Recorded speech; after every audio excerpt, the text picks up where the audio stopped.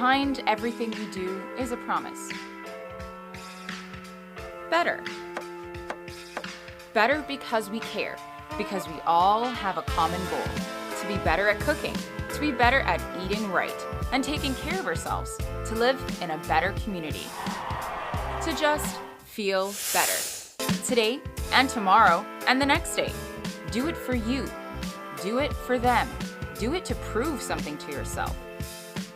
Do it to carry on a family recipe. Or just because. But when you aim for the stars, better just works. We're Fosters. And we're better. Because of you, because of them, because of this place. And because we care.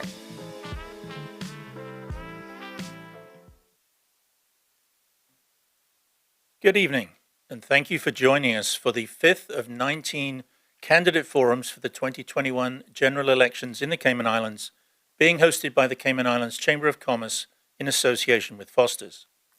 My name is Mike Gibbs, and I have the honor of being the current president of the Chamber of Commerce, and I will also be one of the panelists asking the questions this evening, along with Joanne Lawson, Secretary of the Chamber. I'd like to begin my opening comments by welcoming each of the Newlands candidates, Roy Del Carter, Raul Gonzalez, Wayne Panton, and Alva Saku, and thanking them for accepting the Chamber's invitation to participate in this forum. Your willingness to appear on the same platform demonstrates to voters that you take the democratic process seriously and are ready to respond to a series of questions on the top issues as identified by a recent online Chamber survey. More than 400 responses and more than 200 questions have been submitted via the survey, and these will help to frame the questions for this evening's forum. There's certainly not enough time to ask all the questions, but we will do our best to cover the topics that have been identified as the most important to the Cayman Islands and the Newlands constituency. When the Chamber was established in 1965, the goal was to create an organization that supports, promotes, and protects the interests and welfare of its members and the wider community. Being nonpartisan, we have hosted forums every election year since the 1988 election. So for 9 elections, we have provided members of the community with an opportunity to hear from their candidates and educate themselves before Election Day.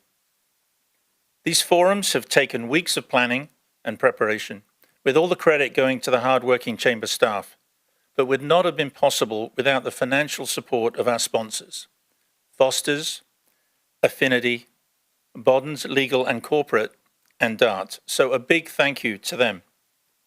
I'd also like to extend a wholehearted thanks to our media partners, Cayman Mile Road, Cayman Life TV, Radio Cayman, Government Information Services, and ICCI FM, for agreeing to broadcast tonight's forum.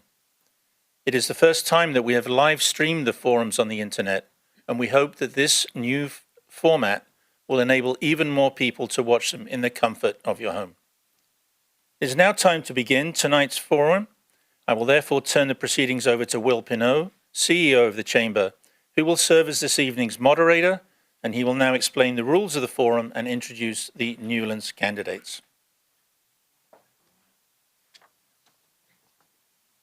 Good evening, candidates. Good evening. The rules for tonight's forum are as follows. Each candidate will be asked a series of questions. You'll have 2 minutes to answer if you choose to do so. Each candidate will be allowed to answer the question without interruption and is free to differ with an opinion or position of another candidate during your allotted response time. Candidates are asked to deal solely with the issues, and at the conclusion of the forum, each candidate will be allowed 2.5 minutes to deliver a closing statement. I'll now introduce the candidates for the Newlands constituency. Begin with Mr. Wayne Panton. Mr. Panton is the son of Newlands through and through. Wayne still lives in the community with his wife and son. He is passionate about his people and his country. He is also an avid fisherman who loves the ocean and the environment. A former attorney at law, Wayne decided to enter the political arena in 2013 as a member of the Progressives Party and was successful in his first bid. He was subsequently appointed Minister for Financial Services, Commerce, and Environment and served in that position for one term. Although he did not retain his seat in the last general election, Mr. Panton continues to serve the residents in the Savannah Newlands community. He has kept his Savannah Newlands Community Office open, which is managed by Ms. Heather Bodden, who is campaigning for a seat to represent Savannah Electoral District. Together, they have been addressing various issues in the area. Mr. Panton and his wife are the founders of the Alex Panton Foundation, a not-for-profit with the primary objective of raising awareness of mental illnesses affecting children and young adults in the Cayman Islands, with a particular focus on anxiety and depression. Welcome, Mr. Panton. Thank you. Mr. Roydell Carter worked in the local banking industry for over 5 years after leaving the Cayman Islands High School. He also worked at the Cayman Islands Government Department of Environmental Health for 30 years, with the last 16 years as director of the department and chief environmental health officer prior to retirement in 2018. Mr. Carter is now an entrepreneur who operates a small health and wellness business. Mr. Carter previously served on several boards and committees, such as the Tourism Accommodation Board, Liquor Licensing Board, and Hazard Management Cayman. Mr. Carter also served as Director of Community Services and Youth Services with the Rotary Club of Grand Cayman. He has directly and indirectly contributed and participated in several charities and community events in Newlands and island-wide. Mr. Carter has a bachelor's degree in environmental health from Illinois State University, a master's degree in occupational health and safety management from Brunel University, London, UK, and a pending Doctor of Business Administration from the University of Phoenix in the United States. Mr. Carter is also a British Chevening scholar. Mr. Carter is a keen sportsman who previously played local football with East End United and represented the Cayman Islands national men's football team locally and internationally. He and his family have resided in Newlands for approximately 20 years. Welcome. Raul Gonzalez, Jr. is the first of 4 children and was born and raised in Grand Cayman, Cayman Islands. He belonged to a family that upheld Christian values and love radiated among them. In pursuit of a strong education, Raul attended the CCC School and John Gray High School. Mr. Gonzalez has spent his entire adult life as an entrepreneur. He is not afraid of trying new business ventures. He is guided by the quote, "If you have never tried, you will never know." Raul is a family man who takes pride in ensuring that his family, employees, and friends are comfortable and happy. He enjoys water sports, cycling, cooking, and board games. He loves to share and assist where possible. These qualities are aligned with the fact that he is a devout Christian and a member of the Cayman Islands Baptist Church. Thank you. Mr. Alvis Suku is an incumbent member of Parliament for Newlands. MP Suku was elected as the first representative for the single-member constituency of Newlands in 2017, which marked the first elections in the Cayman Islands under the one-man, one-vote system. He was elected to Parliament, then the Legislative Assembly, in 2013 to serve as a member representing the former multiple-member district of Boddentown. During his political career, Mr. Suku has served as Deputy Leader of the Opposition, Member of Parliament for Newlands, 4th elected member for the District of Boddentown, Counselor to the Minister of Home and Community Affairs, Counselor to the Minister of Health, Sports, Youth and Culture, and Counselor for e-Government. Since 2017, Mr. Suku has earned a certificate in law from the University of Essex and will complete his LLB honors in December 2021. MP Suku has 20 years of private sector experience in financial services and technology and 8 years of parliamentary experience. He holds a Bachelor of Science degree in Computer Science from DePaul University in Chicago and a Master's of Business Administration from Syracuse University in New York. Mr. Suku is a devoted father of 2 daughters. Now that I've introduced the candidates, we're going to take a short commercial break, And when we return, we'll begin the questioning of tonight's candidates. Please stay tuned. Behind everything we do is a promise. Better. Better because we care, because we all have a common goal: to be better at cooking, to be better at eating right, and taking care of ourselves, to live in a better community, to just feel better. Today and tomorrow and the next day. Do it for you. Do it for them. Do it to prove something to yourself.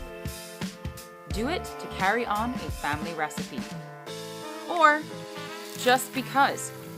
But when you aim for the stars, better just works. We're Fosters. And we're better. Because of you, because of them, because of this place. And because we care.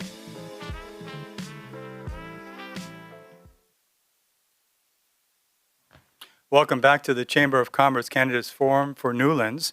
I now turn it over to President Mike Gibbs and Secretary Joanne Lawson, who will present the questions for this evening's forum. Thank you, Will, and good evening once again, candidates. The first question will be addressed to Mr. Panton, and then each of you will answer that same question in turn. The question will be up on the screen, and the first one relates to qualifications. And what skills or qualifications do you possess that makes you the candidate of choice for the constituency of Newlands? Well, thank you for the question. I have considerable experience as a minister in government formally. I understand the way government works. I understand the issues that are typically faced and the process through which these issues are resolved. I also have had considerable management experience in my previous life as a partner in a law firm. And, one of the things that I've enjoyed most about my previous experience as a government minister has been helping people. I found that it was something that I enjoyed more than anything that I had done in the past. So it is a purpose that I'm driven to come back into politics because I want to try to make the country better, try to address a lot of the issues for the betterment of the people, and to try to make the lives of everyone, not just in my constituency, but the whole country better. Thank you. Mr. Carter. Thank you for the question. I bring with me a wide range of skills and qualifications. Formerly as the Director of the Department of Environmental Health for many years, I was responsible for an entire department, staff, budget, project management, and a number of other relevant issues. In addition to that, my banking experience related to financial matters and the ability to work with others gives me a wide skill set. My qualifications in the field of environmental health and health-related matters in environment and matters relating to the environment also gives me a broader set of skills that qualifies me, along with my knowledge, to become the candidate of choice for Newlands. Thank you. Mr. Gonzalez. Thank you. I want to thank the panel for having us, the chamber. I want to thank my constituency, my supporters. The skills that I bring is I'm a businessman, entrepreneur. I have been entrepreneur all my life in the Cayman Islands.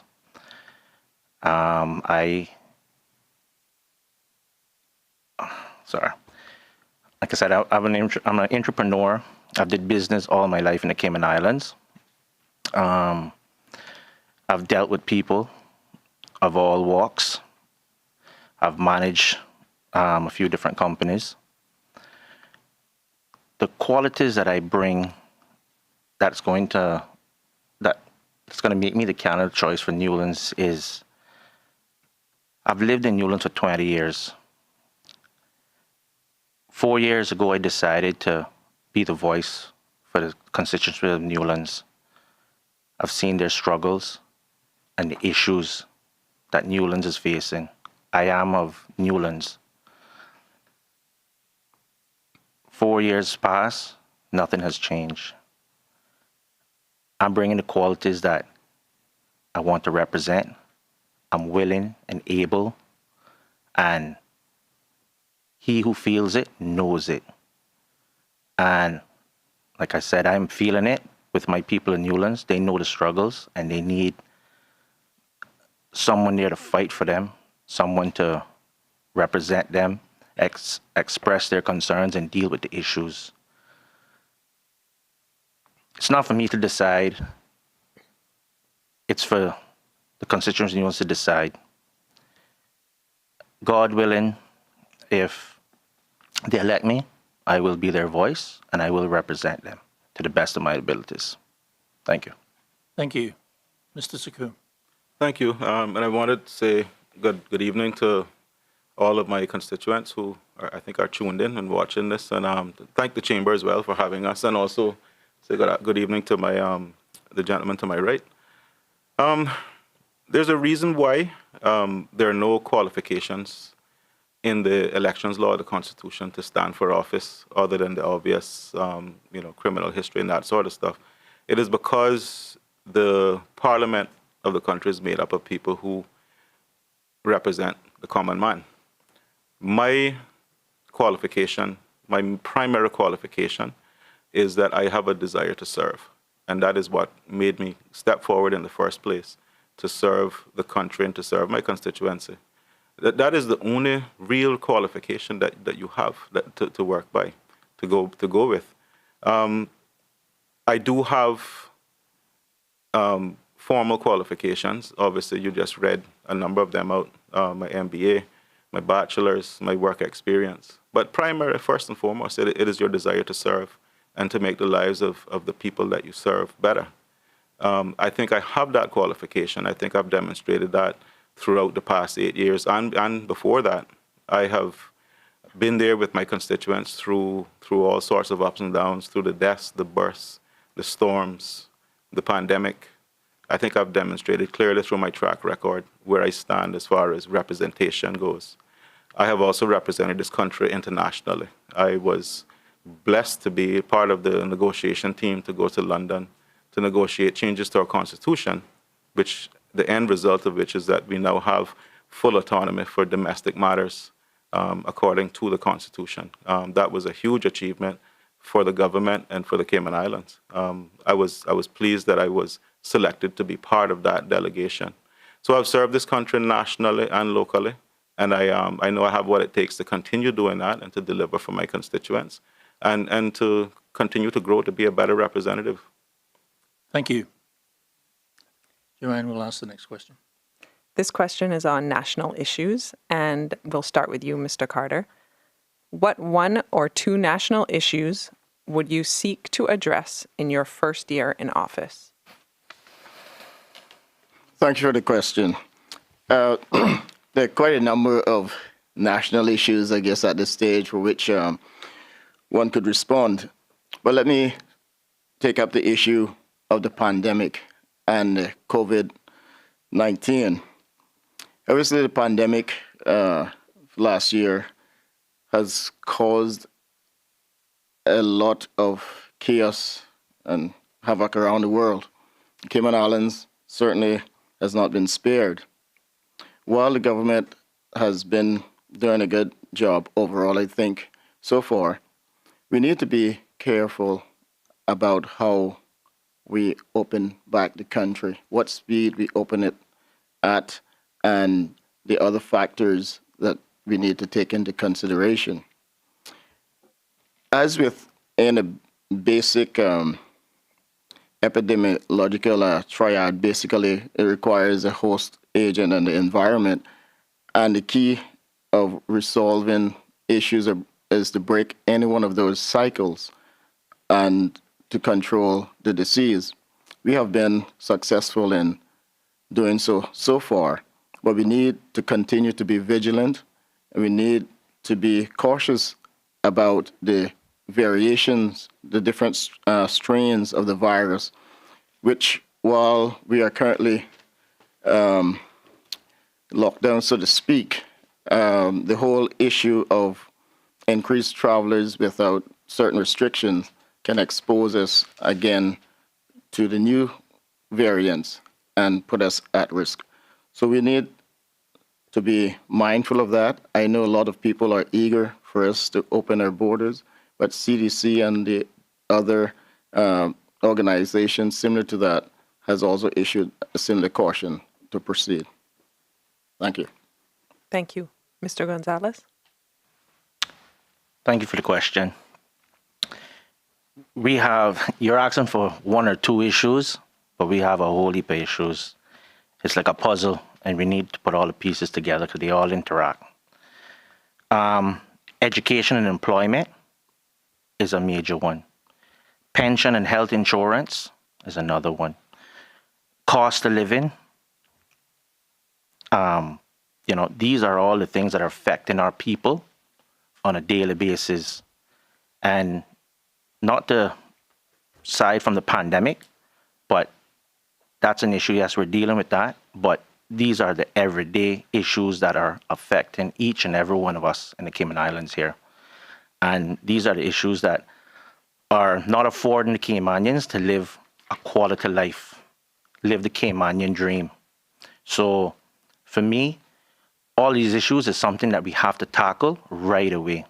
As a get-in, the government has to start to address these issues because they're not going away. They've been there for a long time, and they're just compiling. The pandemic has just made things worse also. So for me, it's the mirror of issues, all of them. It's not one more important than next. We need every one of them. Thank you.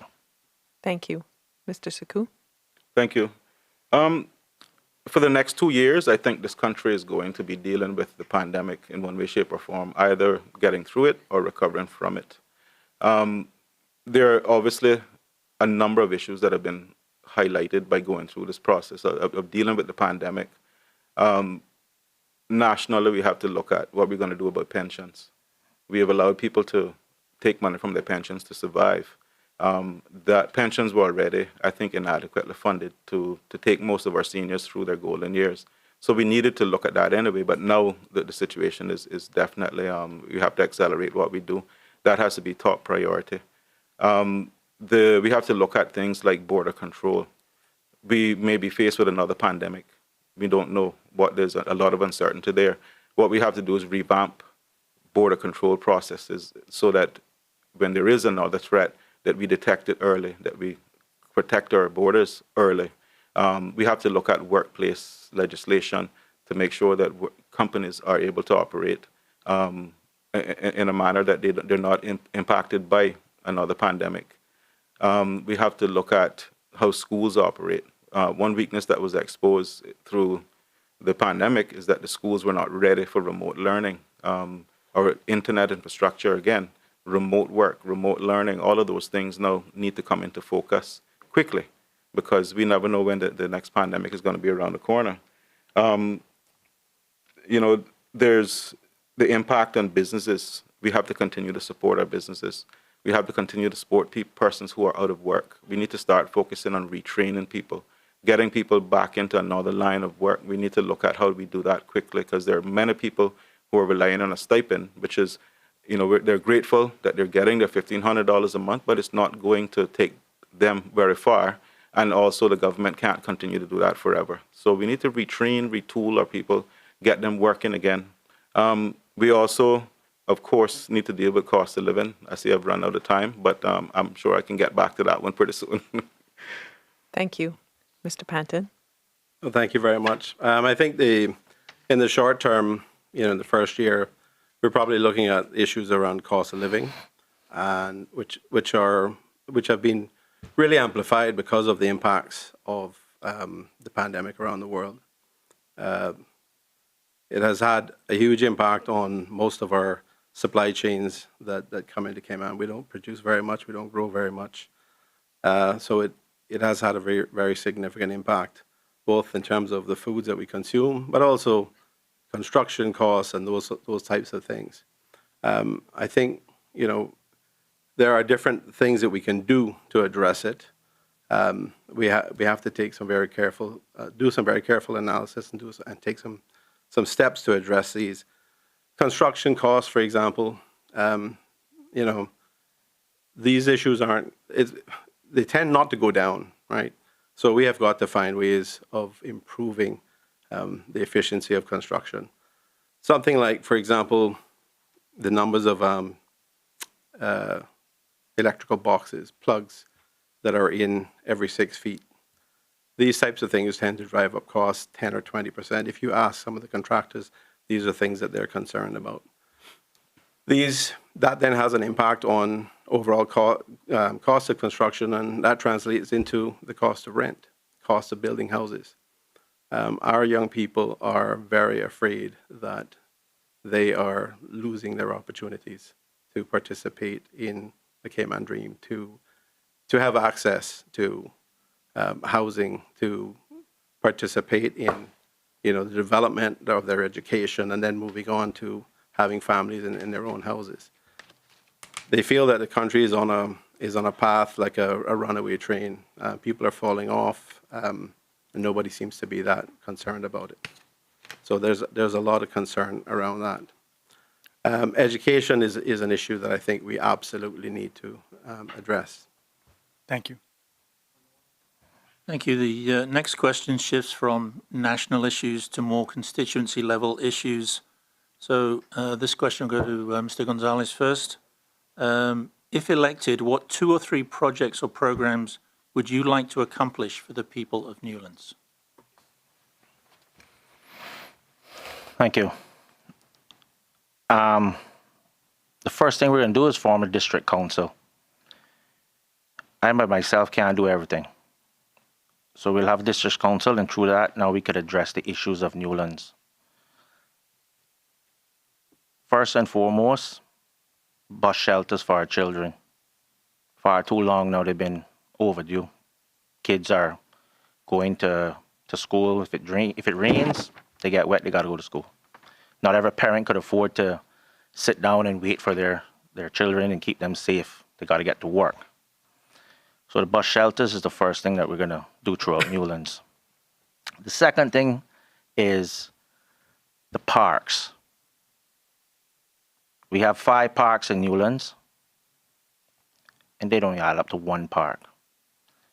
And why I say that is they don't have no amenities, no restroom facilities, no Wi-Fi, no CC cameras to make sure that your children are safe, no one's doing what they're not supposed to do, no proper benches, no proper play sets. So as the district council and as a member of Newlands, we want to tackle these things to improve the quality of life in the community. Not everybody could, after a hard day's work, come back town to come to one of these parks. We got them there. So we want to deal with the parks. Same thing with our launch and ramp. That's the most used launch and ramp that we have in Newlands. Everyone from Lower Valley, Spot Newlands, Prospect, Bordentown comes here. We got the heart of the North Sound, Jewel. Our launch and ramp don't have no bathroom facilities. So that's something I want to tackle, beautify our launch and ramp, put some CC cameras over there too, make sure that people feel safe when they leave their vehicles there. No one's going to vandalize it. No one's going to come there after hours, do anything. No one's stealing trailers. Thank you, Mr. Gonzalez. Okay, thank you. Thank you. Mr. Saku. Thank you. I think top priority for Newlands has to be floodwater management. I've been dealing with flooding for the last 4 years. We've even had to deal with the king tide situation where we had saltwater flooding. What that has uncovered is that drains just don't always work. What we need is a proper floodwater management plan for the constituency. That is going to involve a lot more complex of a solution. some drains, some culverts, some pumps, all that sort of stuff. I'm concerned about rising sea levels and climate change over time, but that has to be top priority. Another area that we really want to start working on is, I have a lot of constituents who are elderly, who live at home. We don't have senior daycare facilities for elderly. A lot of elderly people stay at home all day. They're lonely. They don't have company. They don't. In some cases, don't have people to come and bring them a hot meal. That could be easily accomplished, easily done in a very short space of time. Just not a residential facility, but a daycare where you could drop your seniors there. They go out on excursions. They can talk to other seniors. They can spend time together. Improve their quality of life. We need a third primary school in Bottomtown. I've been spending a lot of time at the primary school myself, and I've spoken to parents and teachers. I spend a lot of time on the ground talking to teachers. We have a classroom overcrowding situation that is growing. Newlands is one of the fastest growing areas in the island right now. And if we don't make preparations for a third primary school, the situation is only going to get worse over time. So those three things, I think, have to be top priority. Thank you. Mr. Panton. Thank you very much. For me, it's a combination of those things. The parks absolutely have to be addressed. There were a number of parks that were put in place 10 or 12 years ago. They have basically deteriorated to the point where they cannot be used.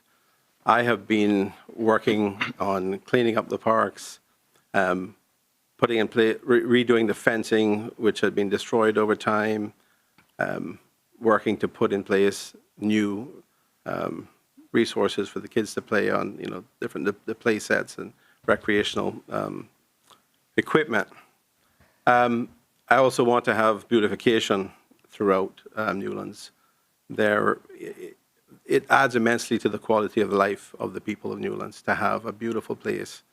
It adds immensely to the value of their homes, maintains the value of their homes. So those are things that absolutely have to be done, and those are things that I have been working on, trying to address the trash problem, trying to keep the roadsides clean. I think we do need a flood management plan. What has been happening with the current situation with the NRA activity and the current representation for the district or the constituency is that the solution seems to be just drilling deep wells. That's not going to help. We're too shallow there. The water level is too high. So we have to have an approach that resolves the issues without just relying on deep wells.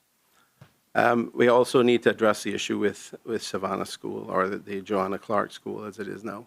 Joanna Clark was an icon in the education field in Cayman, and I think a school that has had failing grades for the last 3 assessments is not good enough for her name. It's not good enough for our children.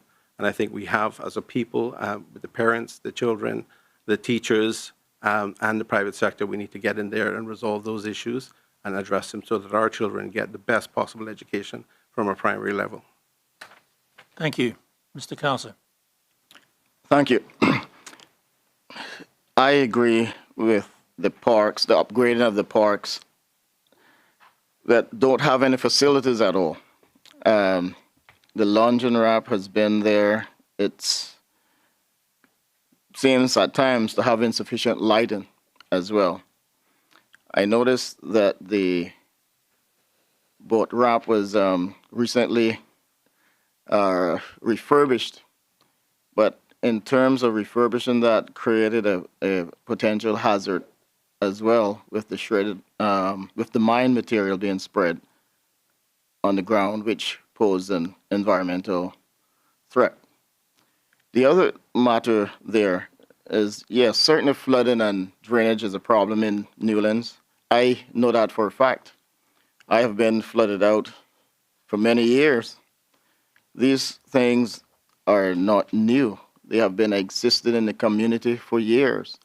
And the current and former representatives were quite aware of these matters as well. but to date, a number of them remain outstanding.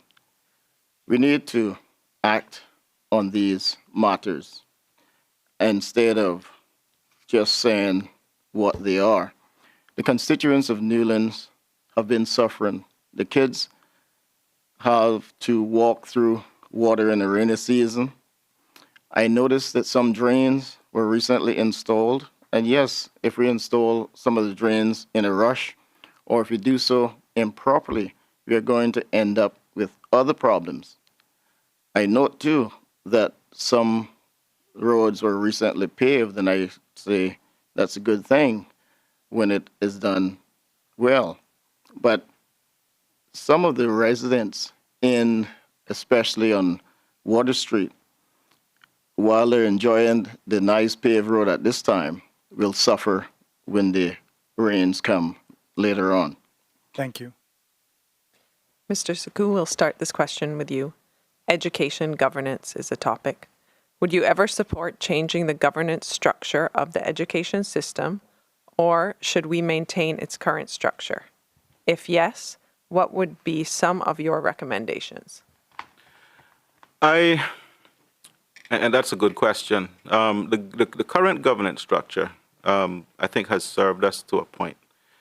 We haven't really focused on, we make a lot of changes. We do things like change curriculum quite often, change the system quite often, but we don't often give it enough time to settle and to see the results. I would really like to see education not become so political going forward. I think a governance structure where you have an authority that is dealing with education. So regardless of which politician comes along and when, you at least have a plan, a set plan that you're working on, and achievable goals. Because making education too political, I think, has hurt our children in the past and will continue to hurt them. So I would support a governance structure that took the politics out of education so that we can focus on things like unifying UCCI and ICCI. We shouldn't have two university colleges competing with each other over a very limited pool of potential students. That only drives up the cost of getting education at those institutions. We should be looking to bring those together, focus on what they do best, don't have them competing with each other. Things like focusing on special needs, children with special learning needs. We've missed the boat on that one. A lot of our kids, an increasing number of our kids, have special needs, learning needs, and we're not addressing those. We don't have teachers adequately trained to deal with it.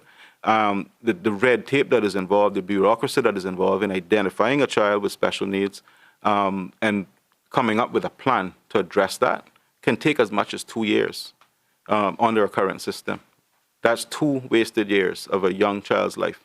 That we need to focus on getting rid of the red tape, streamlining our education system, taking the politics out of it. I wholeheartedly support that.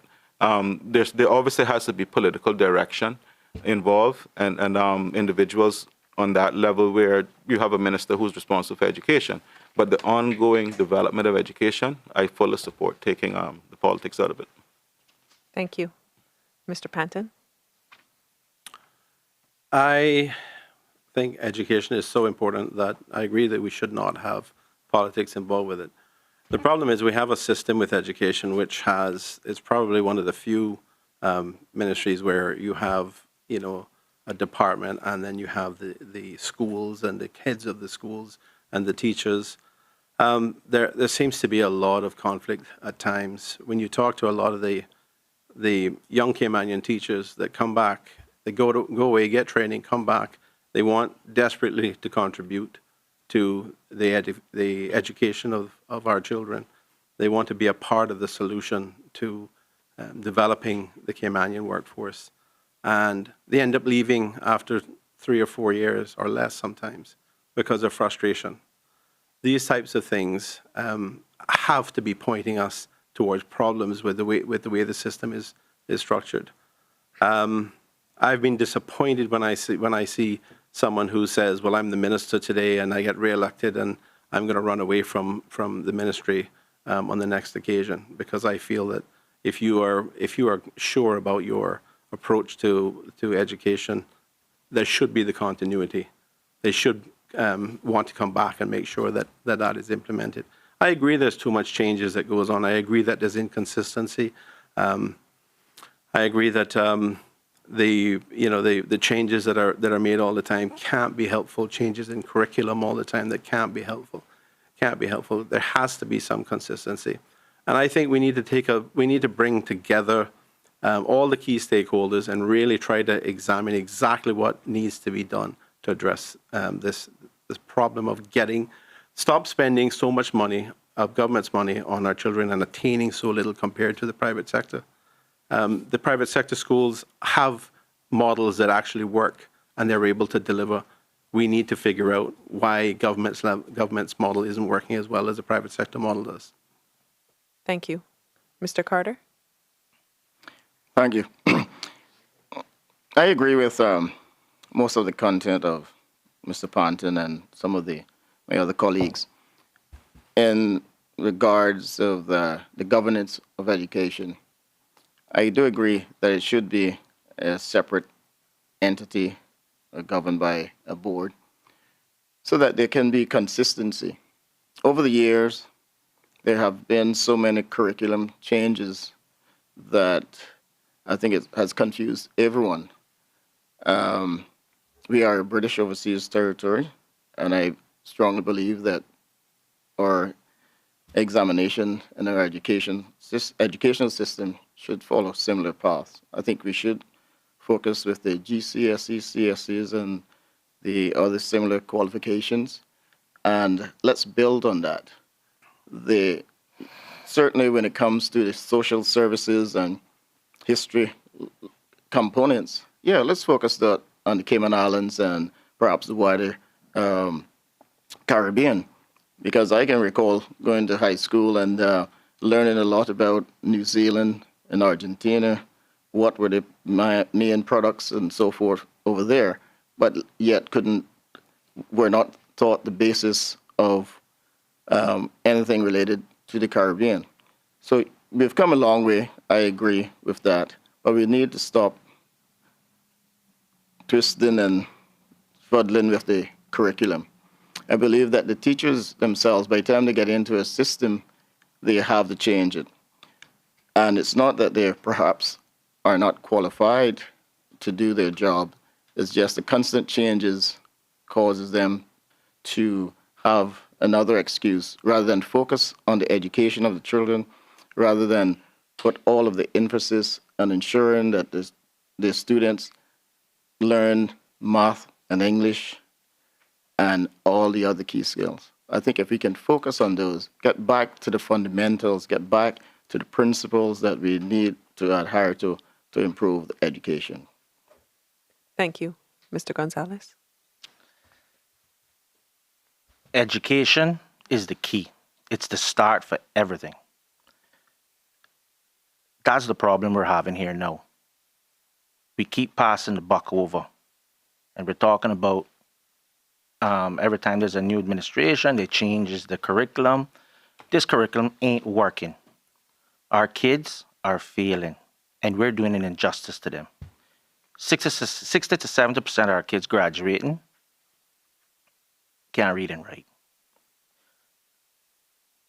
What we need to do as a government is start to take action. Give the schools and the teachers the resources that they need in order to help the children. We need to put programs in place that are going to identify them from primary levels, their strong points, their weaknesses. We need to implement the trade schools and push it, not just talk about it, push it. We cannot continue passing on kids from 1, 2, 3, 4, 5, and they're not passing the exams. And we're just passing them through the system, and when they graduate out into the real world, and they're not ready. So for me, I don't want to pass the buck on. The government needs to lead. We need to get parents involved. They need to be more involved and held accountable. It's going to take all of us, parents, teachers, the government, the island in a whole, because we're failing our kids. And who are we building this place for? It's for them, the future. They're the ones going to take over. And if we don't prepare them, they can't take over. So education is key. And like I said, I want the government, we hit it and start to do what we have to do. Emphasize, give the resources to the schools and the teachers. Thank you. Thank you. Thank you. Our next question will be addressed to Mr. Panton first, as in the area of traffic improvements. The question is, roundabouts are contributing to some of the largest traffic bottlenecks in several locations as motorists struggle to enter the flow of traffic during rush hour. Would you support eliminating some of the roundabouts and coming up with different solutions that will speed up travel from Newlands to Georgetown? Well, I think I'm not sure that the roundabouts are necessarily our problem. Our problem is that we have way too much traffic and we have way too many cars on our roads. The approach to dealing with the traffic situation is to try to build more roads. Roundabouts can work effectively, provided that people understand the rules. So perhaps there needs to be more education around that. But the simple solution is that we have way too much traffic going on. The rush hour traffic in the morning and then rush hour traffic in the evening going home is atrocious. It's wasting a lot of our time, and it's creating a lot of quality of life issues for particularly people that live out east, in Newlands and Savannah and North Side and East End. So we need to deal with addressing the volume of traffic. That is going to require us taking on board improvements to the public transportation system. We have to do that. Then we need to start limiting the number of cars on the roads, whether it's through putting in place a system of saying you can't bring an automobile and register it and drive it if you are on a work permit, up until year 3 or something like that. Those are initiatives that we need to take to limit the amount of cars that are in there. I don't think it's just a question of the bottlenecks caused by the roundabouts. It is definitely far too much traffic, and we don't even have open borders at this point. I mean, that's the scary thing. If we had a normal economy and open borders and the normal flow of traffic, including tourism, imagine how much worse it would be. It is a very frustrating thing, and it's a huge quality of life issue, and it is something that we absolutely need to address. Thank you. Mr. Carter. To answer the question specifically, my response is yes. I would look at least on relocating the Hurley's roundabout. That seems to be a major bottleneck going east and coming from east as well. If there was another location, whether it was a roundabout or a different mechanism, it would have to be in the region of the Red Bay area. I believe that if we were to eliminate that roundabout by Hurley's, shift it to the area by Red Bay, then we will be able to pull off all the traffic that's going towards Hurley's, the new development, Red Bay, and also send the traffic through to the Prospect Road. And then we would be able to use the main highway as it was intended to be. Obviously, the number of cars on the road contributes to the problem.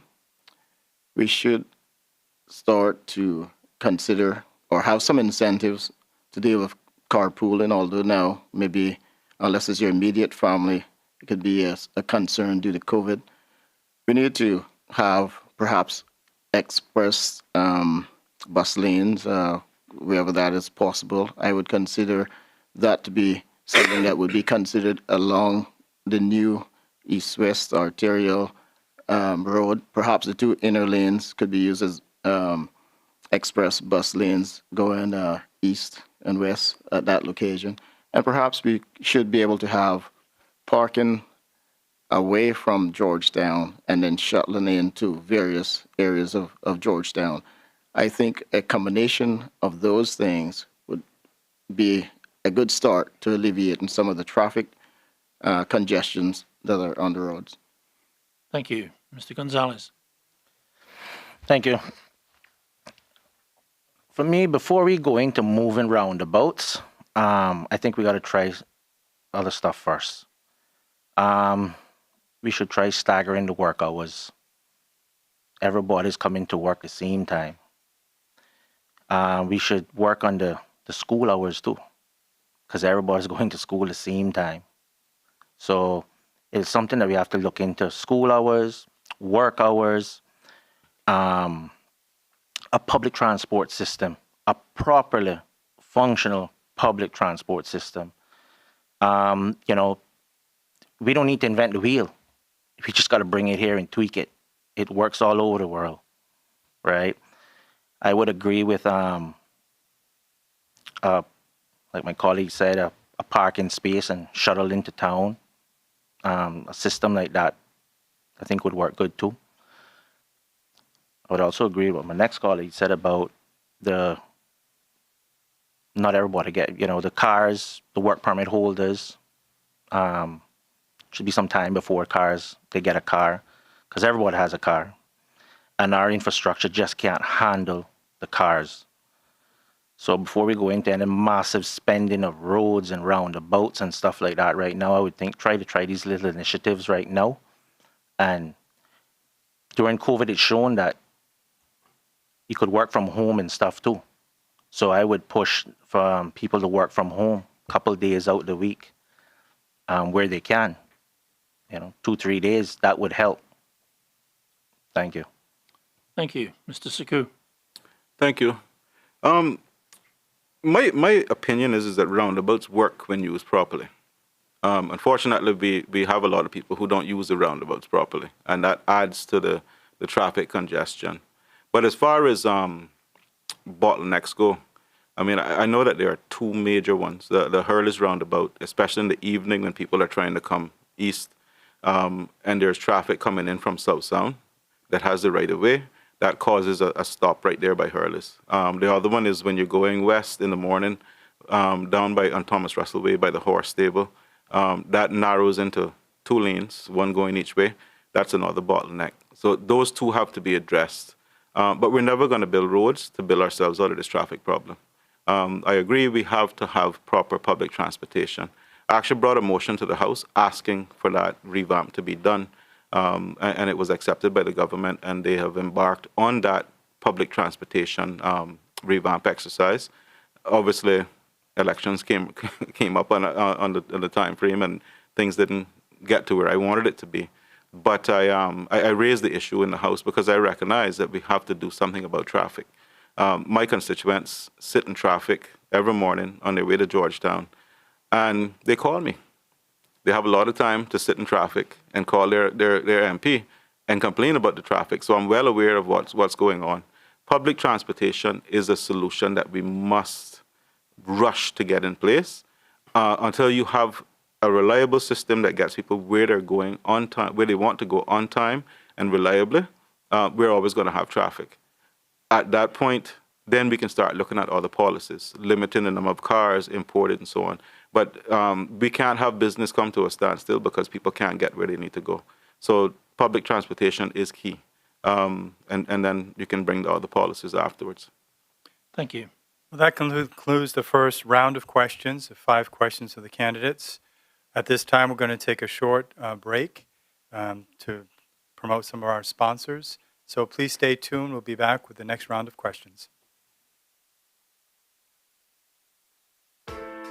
Behind everything we do is a promise. Better. Better because we care, because we all have a common goal: to be better at cooking, to be better at eating right, and taking care of ourselves, to live in a better community, to just feel better. Today and tomorrow and the next day. Do it for you. Do it for them. Do it to prove something to yourself. Do it to carry on a family recipe. Or just because. But when you aim for the stars, better just works. We're Fosters. And we're better. Because of you, because of them, because of this place. And because we care.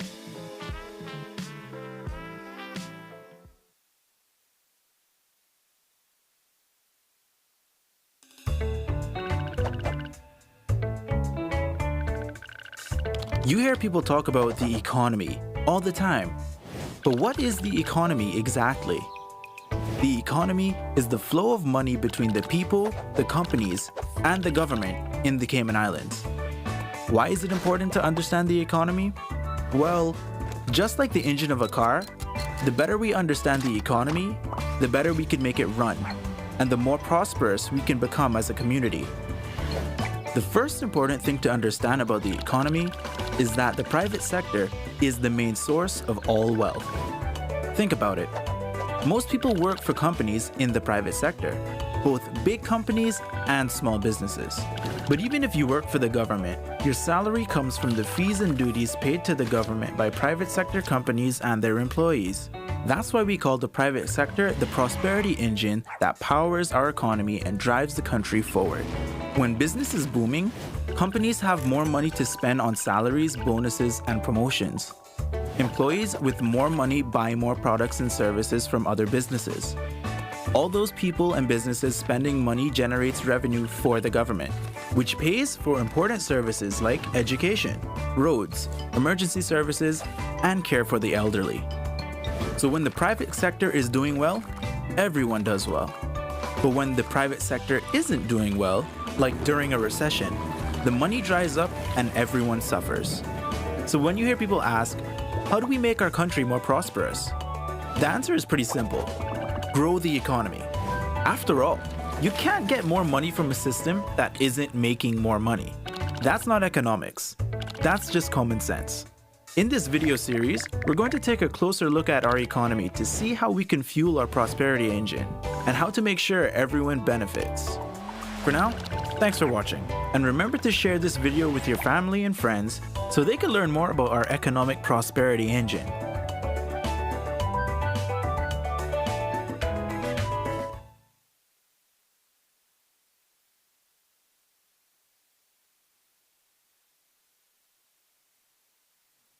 Welcome back to the Chamber of Commerce Candidates Forum for the Constituency of Newlands. Gone through the first 5 questions. Now we turn it over to Joanne to begin the questioning of the next 5. Mr. Carter, this one will start with you. Reopening borders. Would you support allowing the reopening of certified accommodations if a safety criterion is met, such as staff vaccinations, sanitation protocols, etc., prior to a full reopening of the borders to all arrivals? Why or why not? Thank you for that question. And as I mentioned earlier, we need to proceed with caution in that regard. Having said that, that is the approach that the government has been taking already in terms of when we are at a particular stage that there's certain easing of the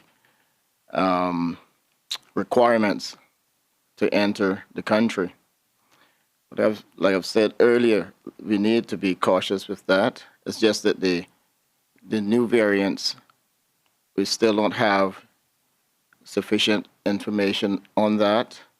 But I believe that we will get to the stage, and I hope it's sooner rather than later. But in any case, I don't foresee us rushing to that stage. There will be certified locations, and that could be one approach. And I think as the world and the people gets vaccinated and it becomes more of a commonplace, in fact, I think one of our largest tourist population comes through United States and Canada. So given where they are and how soon they can get their vaccination in place. And according to some recent reports, it seems as if they have targeted July for that to happen.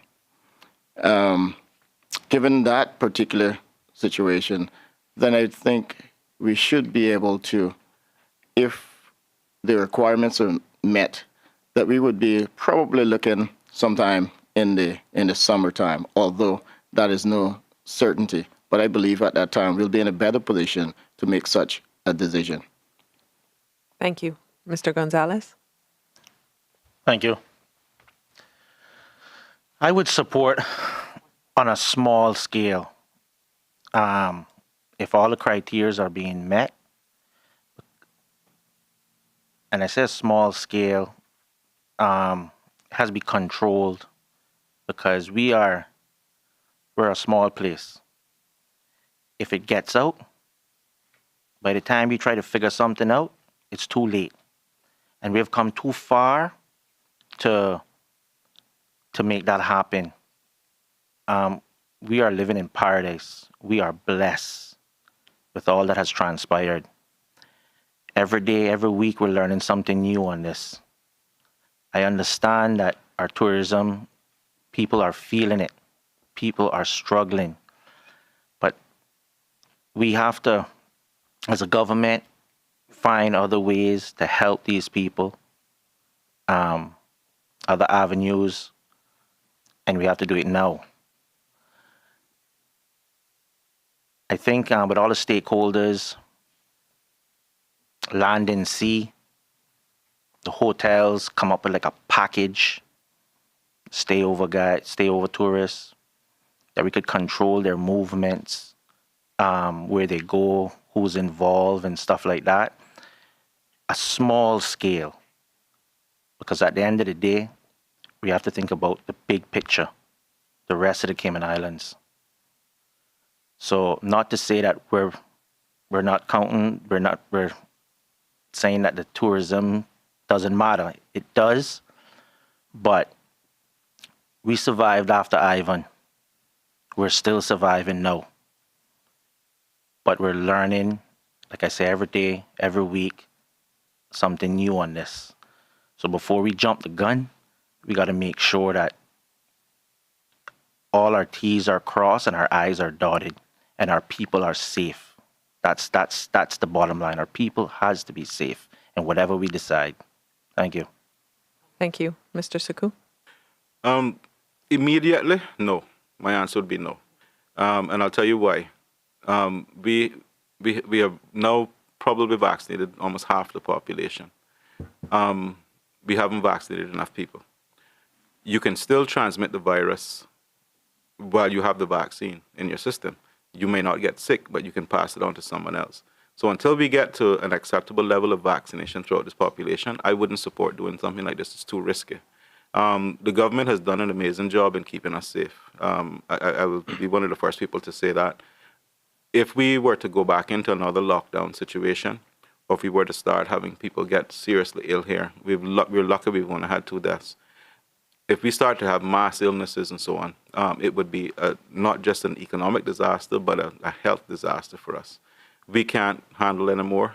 We're still in a bubble. We're still not able to reopen our economy fully, but we're safe and we're surviving. So for the time being, until we get to a satisfactory level of vaccination for the entire population, I would say no, it's too risky. Thank you. Mr. Panton? I have considerable concerns about it as well.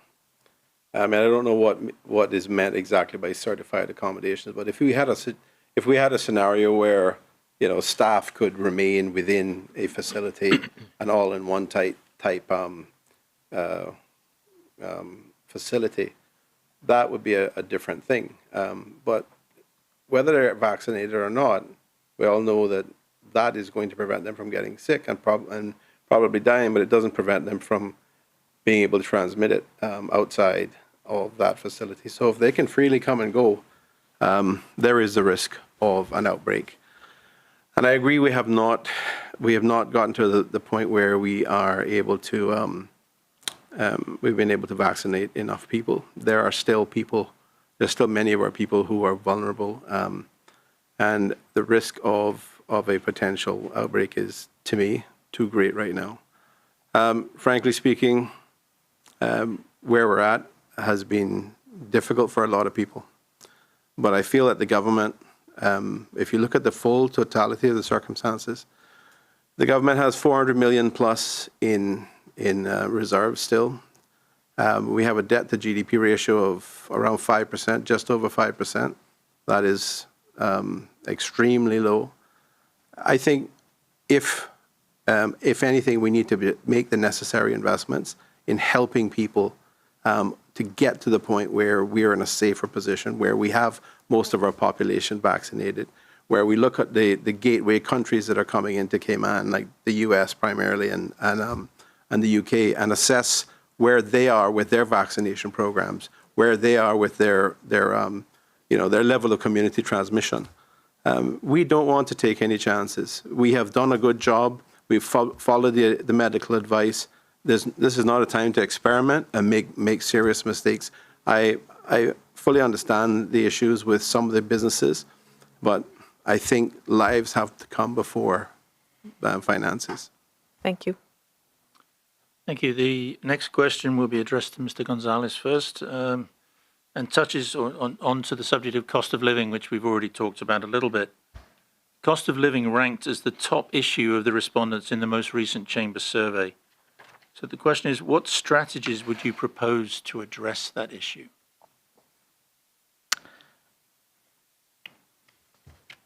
First, thank you. The first thing we got to do too is we got to establish the Consumer Protection Board. We got to push on our national energy plan and not just talk about it. We got to push it like it's a runaway train, because it's only going to do good for everybody. We got to address our minimum wage.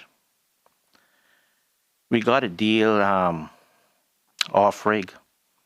Off-rig needs to be reformed, reviewed, enforce the policies that are there. You know, CUC is a big factor. Fuel. And that dictates everything. Groceries, you name it, everything. It dictates insurance, everything. So we got to find ways where we could get cheaper fuel. We got to push for, like I say, the energy plan. We got to, I want to start a program in Newlands, but on a national level too. Backyard farming. We got to be more self-reliant.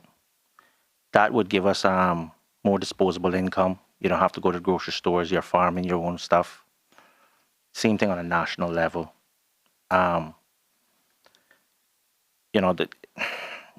Again, health insurance needs to be addressed. I think we should have a national health plan, because that's another big factor for everybody. The insurances are just outrageous. So that's something that I would want to look into right away. And again, employment. Get our people employed in quality jobs where they could afford to live and not struggle. Educate them. Thank you. Thank you. Mr. Saku. Thank you. A little known fact is that just about half of our working population earns less than $3,600 a month. To qualify for NAU assistance, your household income has to be $3,000 a month or less. That is where we are. That's our starting point. And it has existed for a long time. We have a middle class that is disappearing into poverty. And it's been going on for quite some time. I can't blame any one government, any one administration. This is historical. We need to tackle cost of living more from a minimum wage point of view, because minimum wage only impacts those right at the bottom. There's a much wider range of people at the top. How do you do that? Education, training. It was never the design, the plan for our people to be earning minimum wage. And I know I keep hearing the stories that, we should be able to do minimum wage jobs and survive. I heard one candidate actually say that the Caymanian can survive on minimum wage. I know very few people that can survive on our current minimum wage. Our focus has to be on uplifting our people. Focus on training and education. But we can tackle specific things, like the cost of health insurance, which is ridiculous right now. For a family of 4 people, you're looking at thousands of dollars sometimes just to get basic coverage. Our seniors are the most impacted by this. I know what a senior with a pre-existing health condition pays for health insurance. We need to look at solutions, and national insurance may be one way, but I think that may hurt the insurance providers more than help. We need to look at a plan where we separate the seniors from the rest of the population. That would bring down premiums right away for majority of the people in this country. Maybe then look at a solution where, because of that savings, some of that savings can then be contributed into a fund to manage the healthcare costs of the seniors. We have to be creative with how we do this. Just saying national insurance is good, but you have to look at how realistic that proposal will be. Cineco was never designed for that. It's going to be like pushing a boulder uphill to get Cineco to revamp and change. We need to do something about this quickly. Off-reg needs to be given the teeth to deal with the fuel suppliers once and for all. Off-reg can go and look at your books and see what drill down into what you're charging for fuel, but they can't do anything about it. We need to upgrade that legislation so that they can do something about it. Consumer protection. That's, without having to say much more, consumer protection is needed. Thank you. Mr. Panton. Thank you for the question. Honestly, the cost of living is something that there is no silver bullet. There's no magic wand that's gonna fix our issues with cost of living. But there are lots of little strategies, some we have discussed, that can be utilized, which in aggregate can make a meaningful difference. I'll come back to those, but the other issue is, as has been mentioned, minimum wage. Minimum wage has been $6 an hour for at least the last 6 years. When it was first put in place, the committee that recommended a number, I think, came up with around $7 an hour. The reason it was set at 6 was to avoid a concern of inflation. This has been $6 for 6 years has been far too long. It was supposed to be reassessed after 1 year. It hasn't. That has to be one of the priorities. We have to address that. Insurance is absolutely an issue that has to be examined as well. That the average cost for a family is probably between $1,500 and $2,000 a month if you have decent insurance. If you have the basic, that helps, but it barely gets if you have problems, if you have any special illnesses. So we've got to look at a lot of different strategies to try to address it. I mean, one of the things is, as I mentioned earlier, housing has gone up so dramatically. The value of land has gone up so dramatically. One of the reasons for that is we have a completely open system where anybody can come and buy land and own it indefinitely. We need to limit that. If you buy a piece of land to build on it, then if you don't build on it within a year or two, then you need to be able to sell it so that it goes back into the supply, and it stops ratcheting up values to the point that Caymanians feel they have no hope of ever achieving anything. Thank you. Mr. Carter. Thank you. Certainly, cost of living is a challenge. It's not an easy solution. But let us not use that as an excuse. Let us try to be bold with some of the solutions. Let us tackle the health insurance. If it needs to be universal or comprehensive, revised, whatever needs to be done, let us do it. Let us deal with the high costs of the utilities in this country. I believe that paying bills each month takes a significant part of the resources that the people earn. And being on minimum wage, let's just get it done. A phased-in approach certainly would be ideal over 3-4 years to get it up to a level which should, in my opinion, should at least be a minimum of $10 to $12. But that will need to be worked out. It appears that the current minimum wage is a conversion or close to it of the U.S. minimum wage. So presumably they are waiting until the U.S. raises their rate and then ours will follow. But, it is time that we start to lead rather than always trying to come from behind. Let us be leaders in this as well. The cost of living, certainly, we need to upskill and train some of our people. I've known people who have worked in the same job for years. Why not let's get them upgraded to another level so that they can earn more? Let's start the food security program, farming, agriculture, and other technical and vocational courses so that we can at least give new opportunities in new areas where we can actually have the people earn a higher means of living. Thank you. Mr. Suku, we'll start with you. Environment is a topic. What measures would you recommend to protect our terrestrial and marine environments?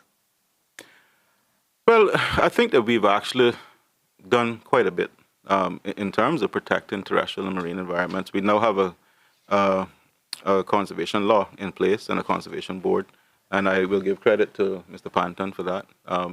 He steered that through and got it put in place, and I think it's working. Obviously, we need to be a bit more, I think a bit stronger on the enforcement side of things. I keep reading about incidents where people are removing mangroves without permission.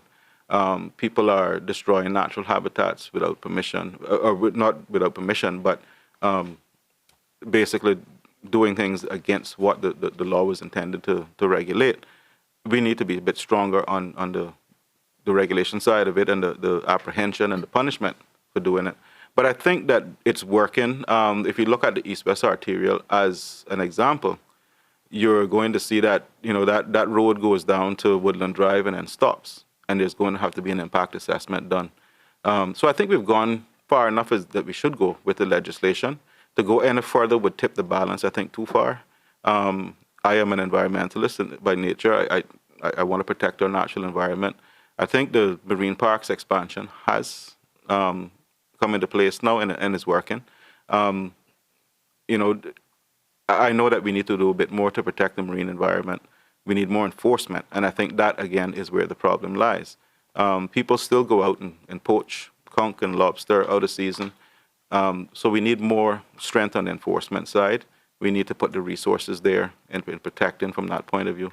I know that the National Trust has a brilliant program for the blue iguana recovery, where they're actually encouraging people with land to grow food that the iguanas need to eat. Then they harvest that and feed the iguanas. So maybe put things in place so that there are more of those spaces available to help the iguana recovery. Things like that I think will help. But legislative-wise, I think we've gone pretty far. Thank you. Mr. Panton? The National Conservation Law has a lot of potential to address the protection of our terrestrial and marine environments. However, the marine parks expansion, for example, has not been put in place yet. The marine parks expansion that was consulted on by myself and when I was in the previous government for weeks on end, going to many different districts, having a discussion with all stakeholders. That was a proposal that was left in place at the end of, at the time of the 2017 election. That has not been dealt with.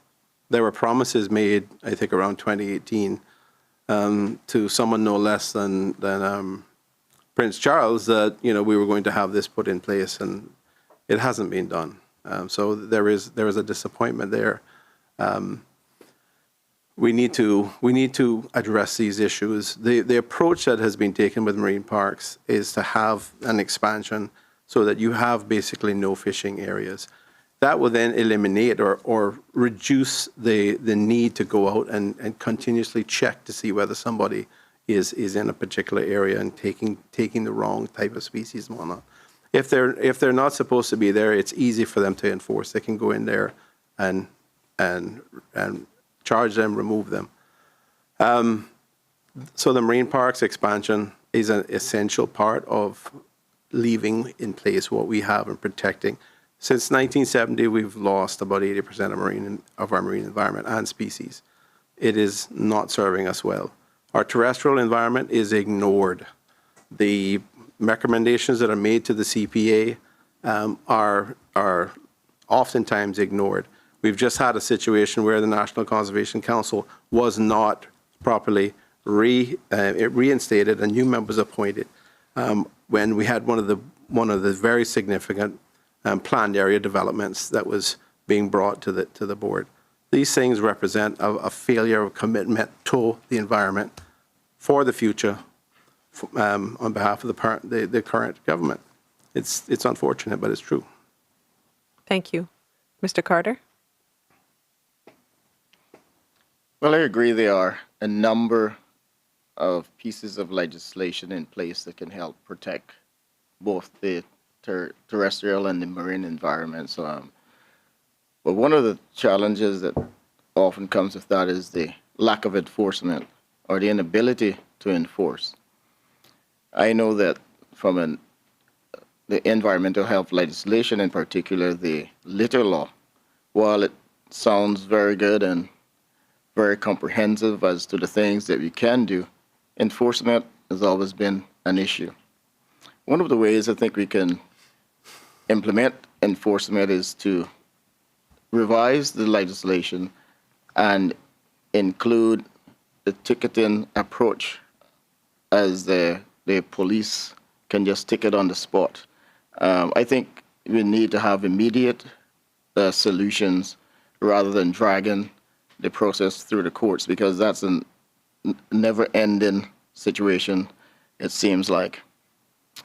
We need to deal with the waste management more broadly in this country. It has been a hot issue for many years, and honestly, it should have already been dealt with. Too many ministers, representatives in the past have shown only a peek at the problem.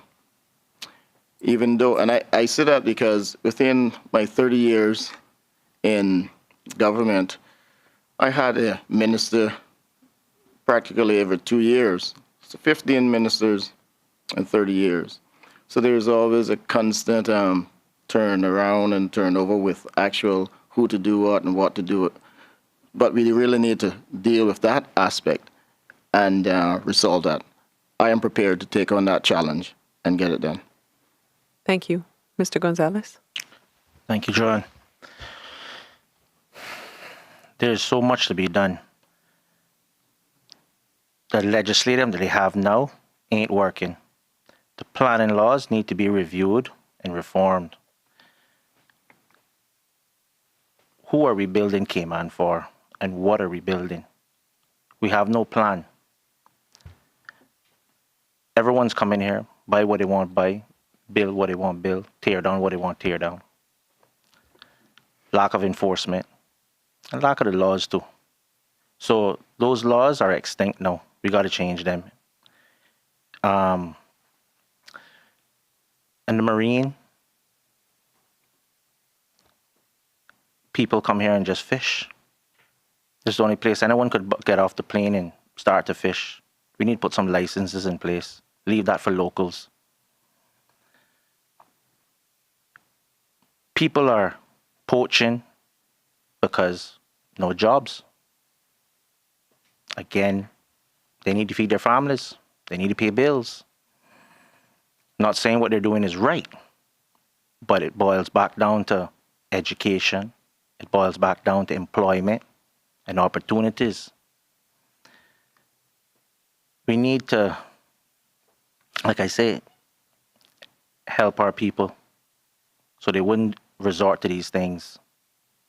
They're not doing it just because they want to do it. It's a need that has to be filled.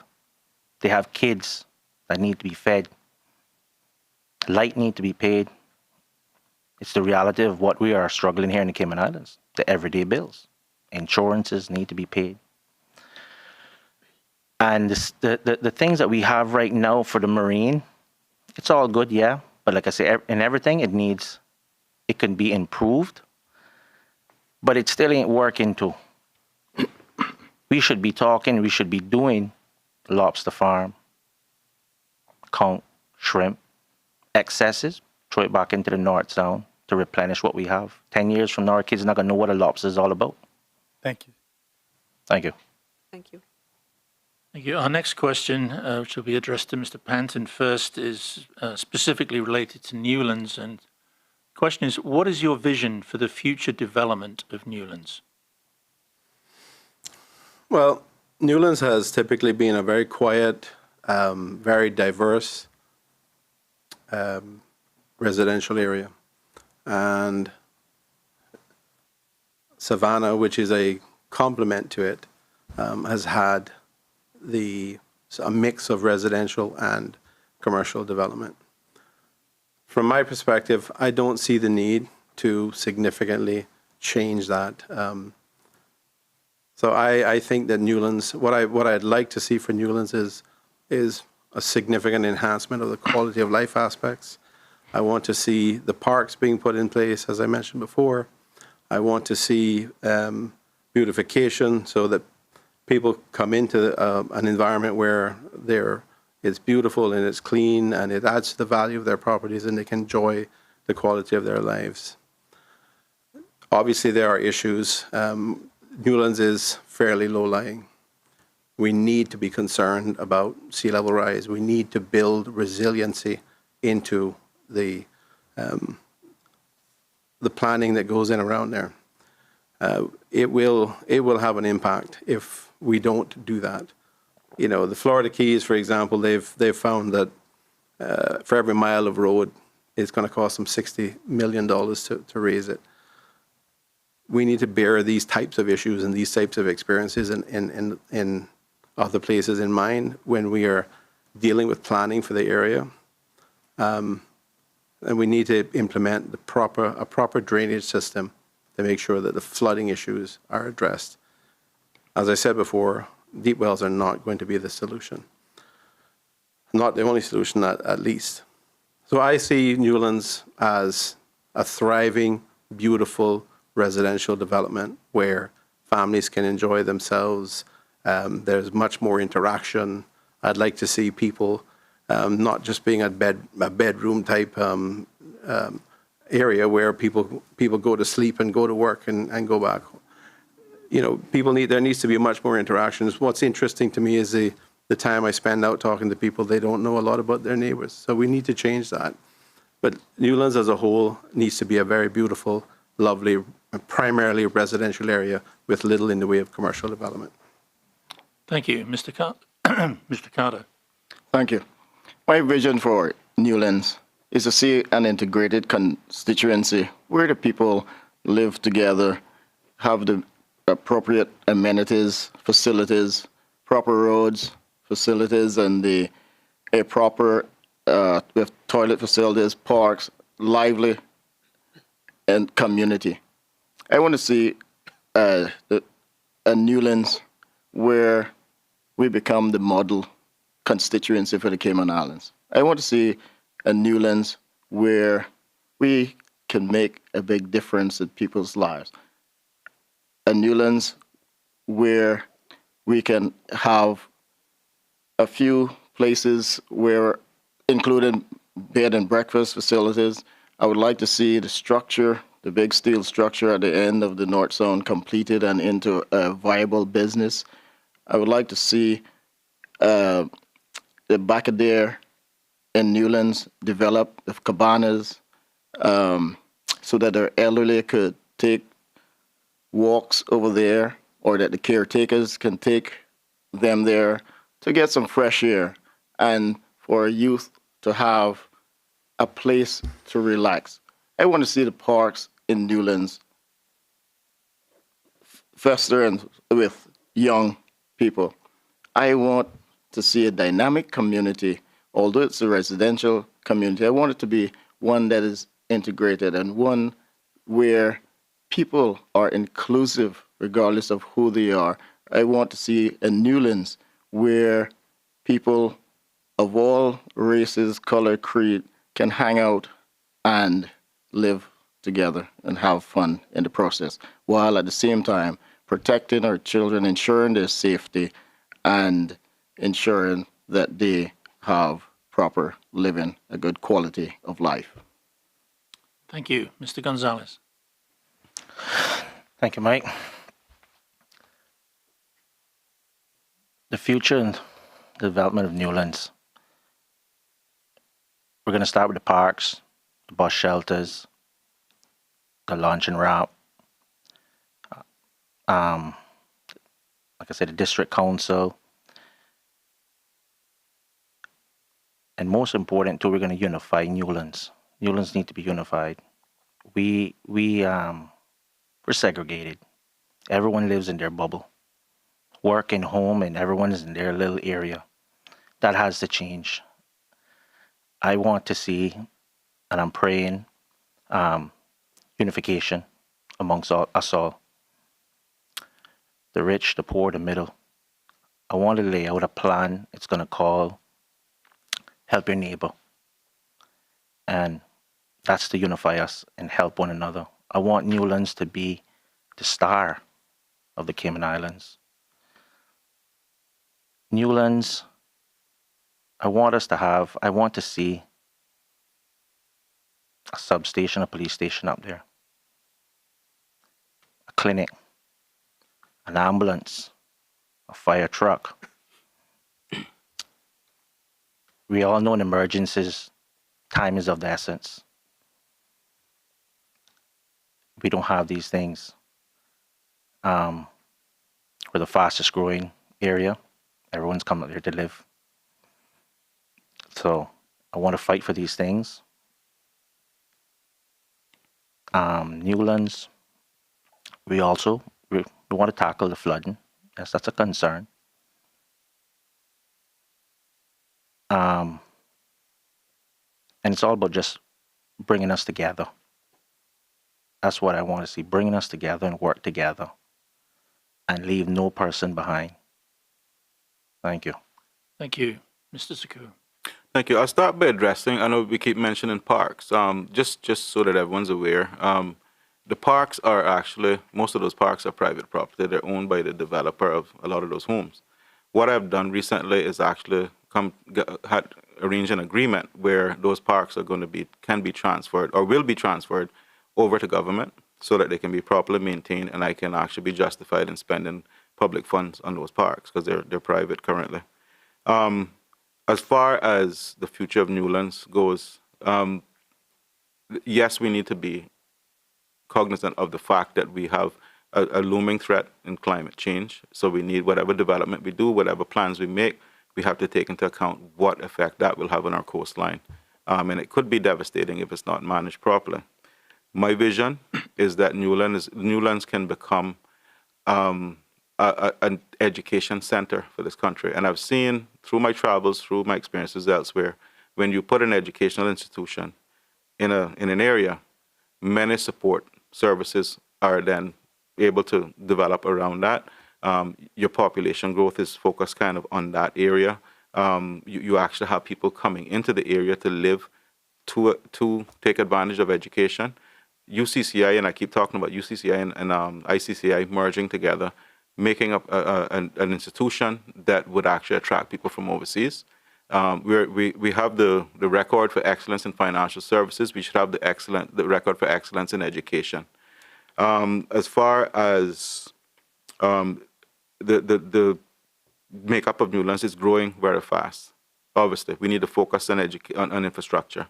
The infrastructure needs have not been addressed. I'm not making excuses, but being in the opposition, it's kind of difficult for you to command government's budget and use it to develop infrastructure. So we do need sidewalks in some streets. We need to continue upgrading the streets.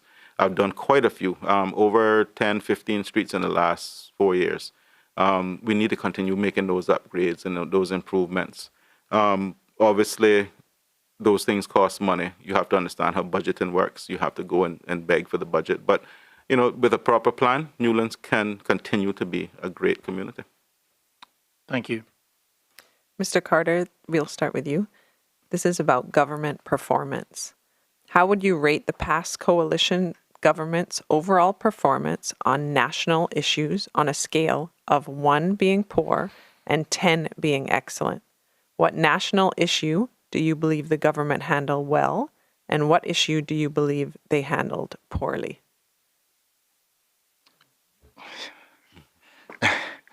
Thank you very much for that question as well. At this stage, it's not really my intention to go around rating the government's performance. But with that being said, and putting that into context, I would say that the one issue that I feel like they did well was the management of the pandemic and the COVID, and I mentioned that earlier. And I think most people will agree with that. In terms of, what they handled poorly, there perhaps are a range of things that they handled poorly or below standards. But let me say this. I believe that where we are today could be a consequence of an action that they handled poorly via the calling of the early elections. I believe that with the upcoming election on April 14th, we will be able to form a new government, of which I am hoping and looking forward to being an elected member in Newlands.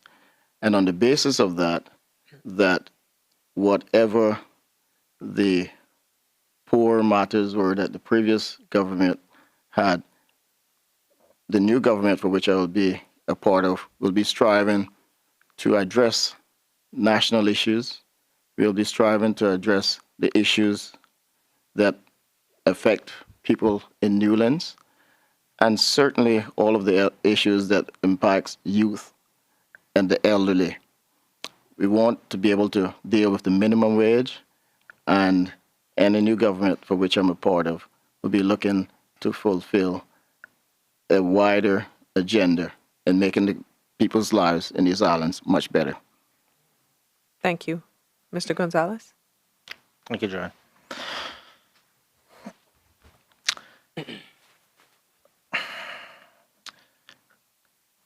The government, I give them a 10 how they handled the pandemic.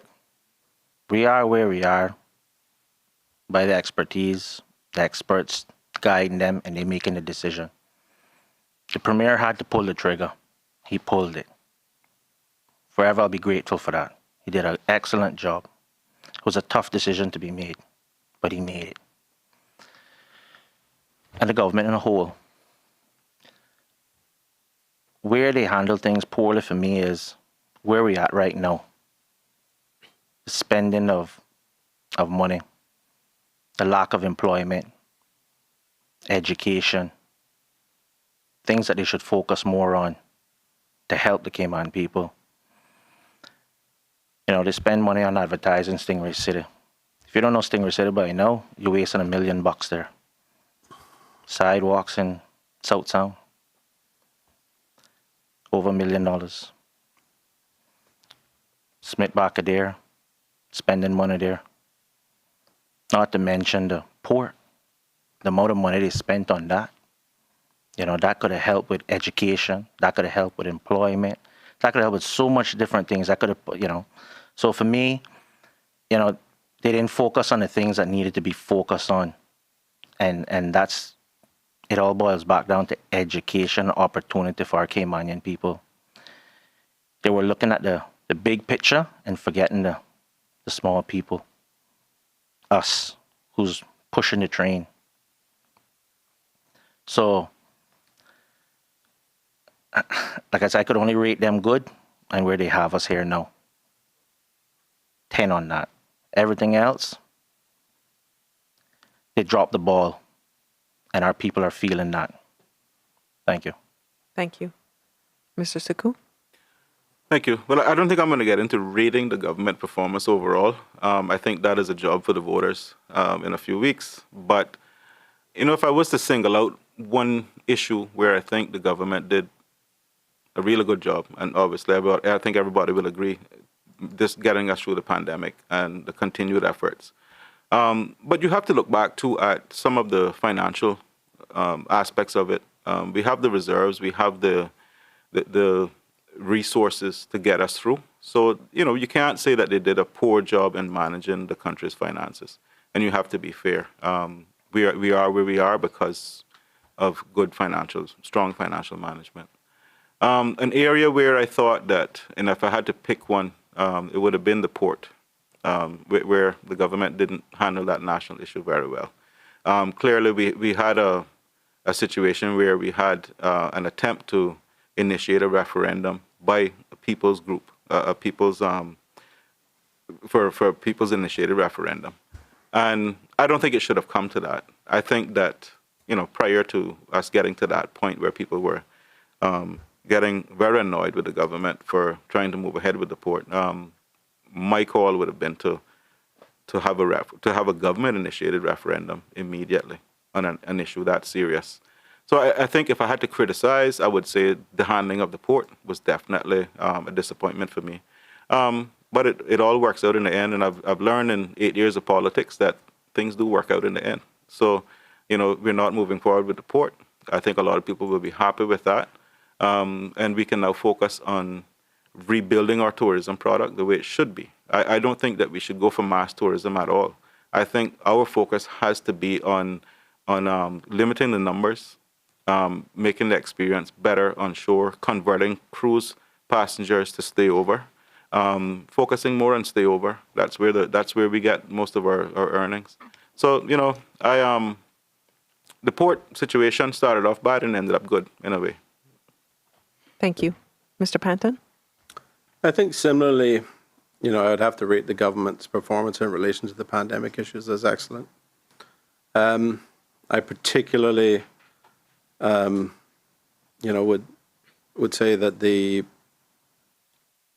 like many other countries, they have access to good advice, the best scientific advice, the best medical advice. Introducing politics is where a lot of other countries found themselves in great difficulties. I particularly was grateful that the politics was left out of it here, and there was a focus on public health safety.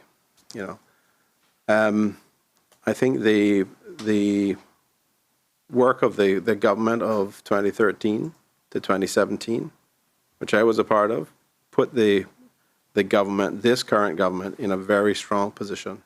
You know, we went from having $550 million in debt and zero reserves and a deficit budget to building up reserves, being able to pay off debt.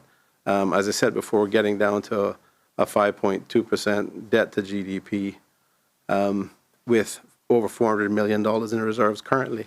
They also have the facility to borrow additional money if they need to. So the government has been put in a really strong position. They handle the issue really well. What I want to see them do is I want to see them continue to maintain the conservative position of safety and helping people who are suffering more at this point. The price that we're paying for the pandemic is still going on, and we need to continue to support people while we're looking at how we calibrate the reopening if we get to that point, and looking around at the big picture as to, you know, what's happening in the rest of the world. I think my other issue really is, I agree, the port was a major issue. It was a major failing. It was a failure to recognize the view of the people of the country that they didn't want to have mass cruise tourism. They didn't want to pay the price with that kind of environmental impact. The other issue that I think that they handled very poorly was a situation with one of their members who was involved with the assault on a lady, which I am particularly. That was the reason I left the party, and I think there was a great deal of disappointment that they didn't show the right leadership and example in relation to that. Thank you, Mr. Panton. Okay, we've gone through 10 questions, so we're going to take another short commercial break. So please stay tuned. We're going to go through the final, maybe 3 questions. We're not sure yet, depending on time. But please stay with us, and then following those questions, we'll have the closing comments from the candidates. So please stay tuned. Behind everything we do is a promise. Better. Better because we care, because we all have a common goal, to be better at cooking, to be better at eating right, and taking care of ourselves, to live in a better community, to just feel better. Today and tomorrow and the next day. Do it for you. Do it for them. Do it to prove something to yourself. Do it to carry on a family recipe. Or just because. But when you aim for the stars, better just works. We're Fosters. And we're better. Because of you, because of them, because of this place. And because we care.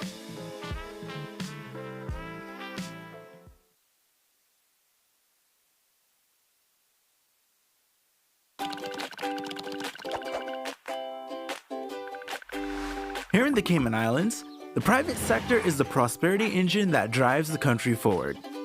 Just like a real engine. The better we understand how it works, the better we can make it run, and the better off we'll be. To help illustrate how our economy works, let's take a step back in time to when there were only a few thousand people living in Cayman. In those days, most people survived by fishing or farming for food. It was a simple, wholesome life, but it was a lot of hard work. Most people bought what they needed from their neighbors. As people bought and sold things, their individual wealth went up or down, but the overall wealth of the country stayed the same. In a simple economy like this, the only way one person could increase their wealth was by reducing someone else's. In order to increase the overall wealth of the country, one of our Caymanian ancestors would have to sell something, a product or service, to someone somewhere else, and bring that money back home. In other words, we would have to export something. In those days, our biggest export was labor. Men worked overseas or on the seas and brought the money home, thereby increasing the total wealth of the country. Although the economy is much bigger and more complex today, these same principles still apply. Every time a company in Cayman sells a product or service to a customer overseas, the overall wealth of the country increases. Once it's here, it flows around the local economy between the government, the people, and the companies and becomes a part of our society's wealth. The 2 biggest sources of income for our economy today are financial services and tourism, often called the pillars of our economy. Tourists come here and spend their money. So all of the tourism companies like hotels, restaurants, buses, Stingray City Tours that make sure our visitors have a great time are helping to increase the wealth of our country. Just like tourists, clients of financial services firms come here and spend money too. So all of our financial service companies like insurance companies, fund administrators, lawyers, and accountants that facilitate investment transactions for people and companies around the world bring money into the economy and increase the overall wealth. The point is, if we want to increase the prosperity of our country, the best way to do that, in fact, the only way to do that, is to grow the private sector. In particular, the companies at the front lines that bring the wealth here from overseas in the first place. In the next video, we'll talk a little about how money moves around the economy. For now, thanks for watching, and remember to share this video with your family and friends so they can learn more about our economic prosperity engine.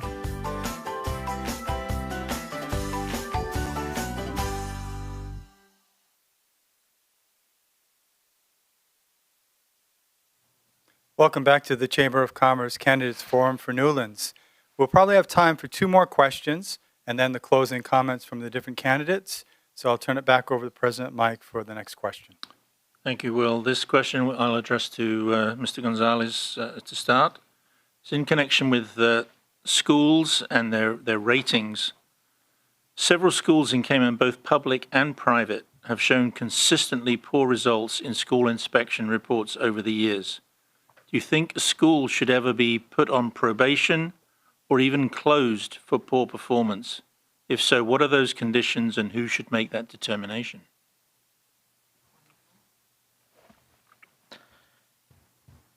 I don't think we should be closing schools. I think what we need to do is focus on giving them the resources that they need in order to educate and uplift our children. Like I said, it all boils down to education. So we need all the schools that we can, but quality education. We need them. So we can't close down a school.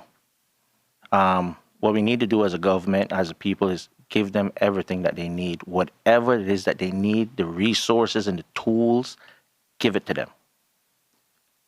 If we have to hold back on 2 roads or 3 roads to give it to education, let's give it to education. That's what I would do.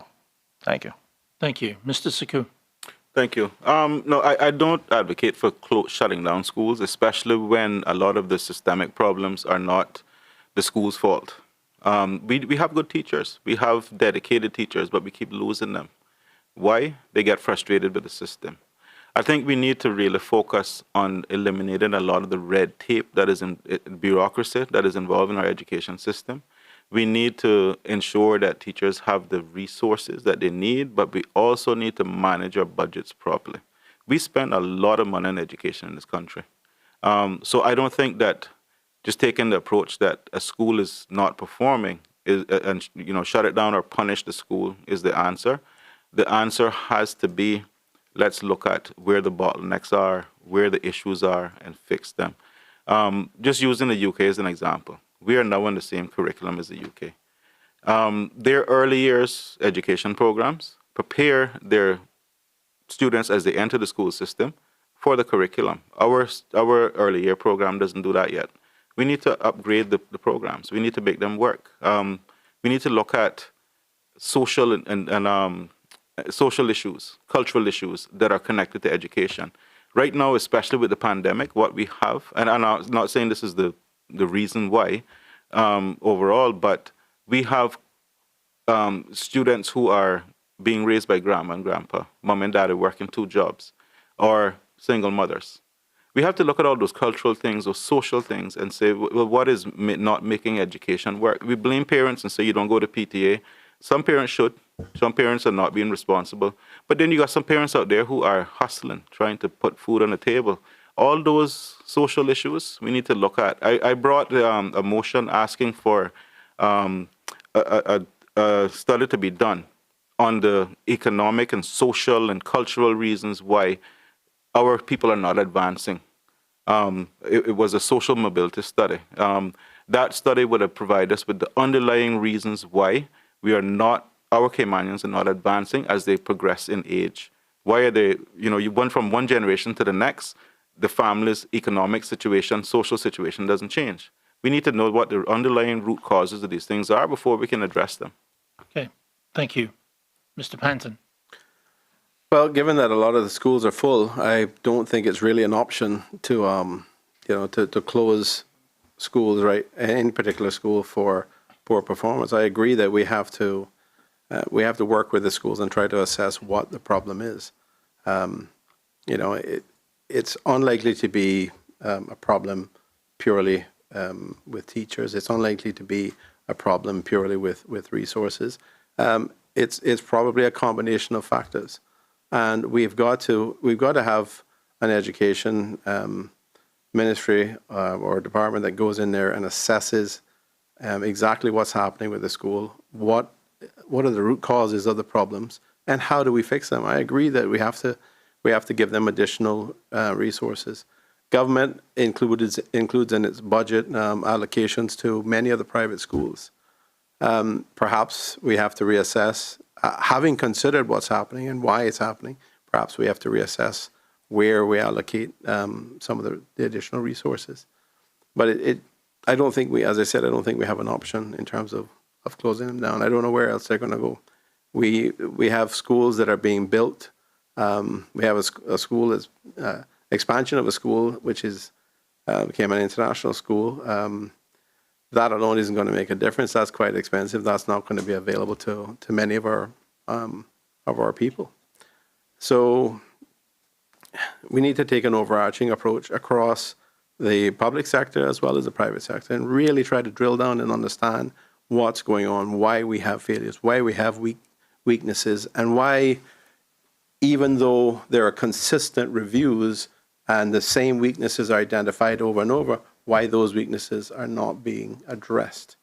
Until we can do that, we're going to be failing our schools, we're failing our students, and we're failing the people of the country. We're failing our future. So we've really got to make an effort to get in there and understand what the root causes are and apply the necessary resources to make it right. Thank you. Mr. Carter. Thank you. I would say definitely I would not close a school given the circumstances, but let me take a little different approach here. With regards to probation, I think it's fair enough to put a school on probation if they continue to fail. I think the message needs to get across to the entire administration and the education department as well. But yes, if I was to undertake an inspection of a facility, perhaps there would be several issues for non-compliance that I would detect as well. So there needs to be a standard. Everyone needs to understand what those standards are. Having said that, there also needs to be a risk basis for which you would put a school on probation or which you would consider even trying to close a school. The circumstances at each property may differ, but it may be a myriad of conditions or lack of resources or misunderstanding that may be occurring. Yes, finding out what they are, applying appropriate solutions, allowing the institution time to implement them, I believe is a fair way. But if it is that that particular institution continues to fail, this probation is not closing, but it is an early indication to the parents and to the rest of the education community that we really need to focus on upgrading that school, improving that school, and because children need to have first-class education in this country, and for too long it seems as if we continue to neglect them even for the fundamentals of their education. Let's stop that and get these schools up to standard. Thank you. Mr. Suku, we'll start with you. This is in relation to Caymanian employment. The current government promised to radically reform and improve the work permit and employment situation for the benefit of all Caymanians. Do you believe they have achieved this promise? Why or why not? The recent changes in the setup of work, the work department, the implementation of the jobs, National Jobs Clearing House or database, all of that work started when I was councillor under the Ministry of Labour, and I was tasked with being the chairman of the NWDA task force, which is what it was at the time. And a lot of those initiatives started from then when we identified what changes had to be made. So I didn't continue that work because obviously I left the government at that point, 2 years into that term. And the work continued. What I'm seeing now, I think, is the end result of much of that effort, that early effort that was put in place, and those achieved those objectives that they were trying to achieve. I think that there's an improvement overall. I wouldn't say that it's a panacea now and that it's perfect. I do now see where Caymanians are being placed in jobs when they have the requisite qualifications, experience, and skills in most instances. But I still also see, and especially now it worries me, that we're in such a tumultuous time when it comes to the pandemic and employment of Caymanians, and I still see work permits being granted in areas where I know that there's a qualified Caymanian. So I can't say that the situation has improved tremendously. I think a lot more work has to go into making sure Caymanians are getting those opportunities. I'm proud to say that, I was able to contribute to the beginning, the root of this, but it needs to go a lot further. An area where there's a weakness is identifying training gaps, skills gaps in a lot of the Caymanian applicants for jobs. And once those are identified, you need to then provide the training. And that is where we're falling down. We are good at identifying where someone needs help, but we're not good at providing the help. And I think that's the next logical step. We do have some adult Caymanians who are not at the literacy and numeracy levels that they need to be to hold down a job. We need to make sure that that is provided free of costs. I think education across the board, we have to really look at providing training and try to reduce the cost to individuals so that they can progress themselves up the ladder. Thank you. Mr. Panton? Well, I guess, the current perception amongst members of the public would leave them, based on the statements recently made, feeling that the current MP was responsible for their sense that it isn't working. Because there are people who are constantly going on social media and making statements that, the system isn't working. That's not really new.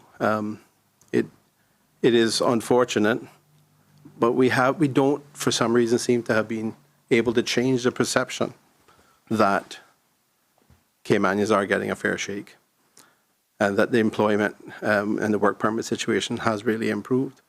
Caymanians tend to view it with a lot of suspicion that it is purely a revenue basis for government. And then there are suggestions, for example, that we should increase work permits. So that would basically mean that there'd be less of an incentive to hire non-Caymanians than to hire the Caymanians into those positions. But then the effect of that is that people are going to be paying additional fees, that you're going to have the cost of doing business going up. You're going to have the revenue from the work permits going up, and people are going to, it's a vicious cycle, then people are going to point at it and say, well, see, the same thing's happening. I'm not sure. I don't think that, given where we're at now, I don't think that the changes that have been made have really made much of a difference in terms of those perceptions. We really have to get in there and assess exactly why it is, where the skills gaps are, why it is that employees are not, or Caymanians are not getting the opportunities that they feel that they're capable of fulfilling. I think it's a very significant problem, and one which is really, really important, that and we've got to roll up our sleeves and really get into it to find out exactly how to address that, because the perception is real and it is creating social issues, and we need to really address it. Thank you. Mr. Carter? So far, there have been, while it would be true to say that they have radically reformed it, I don't know that I can say with any certainty that it is radically performing any better than it was previously. And it may be because it's a new entity, a new animal, so to speak, still trying to find its way.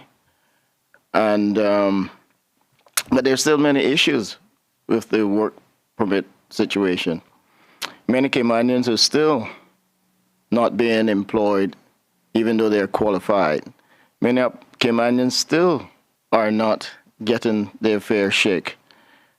And I think we really need to have a revisit of some areas of that department.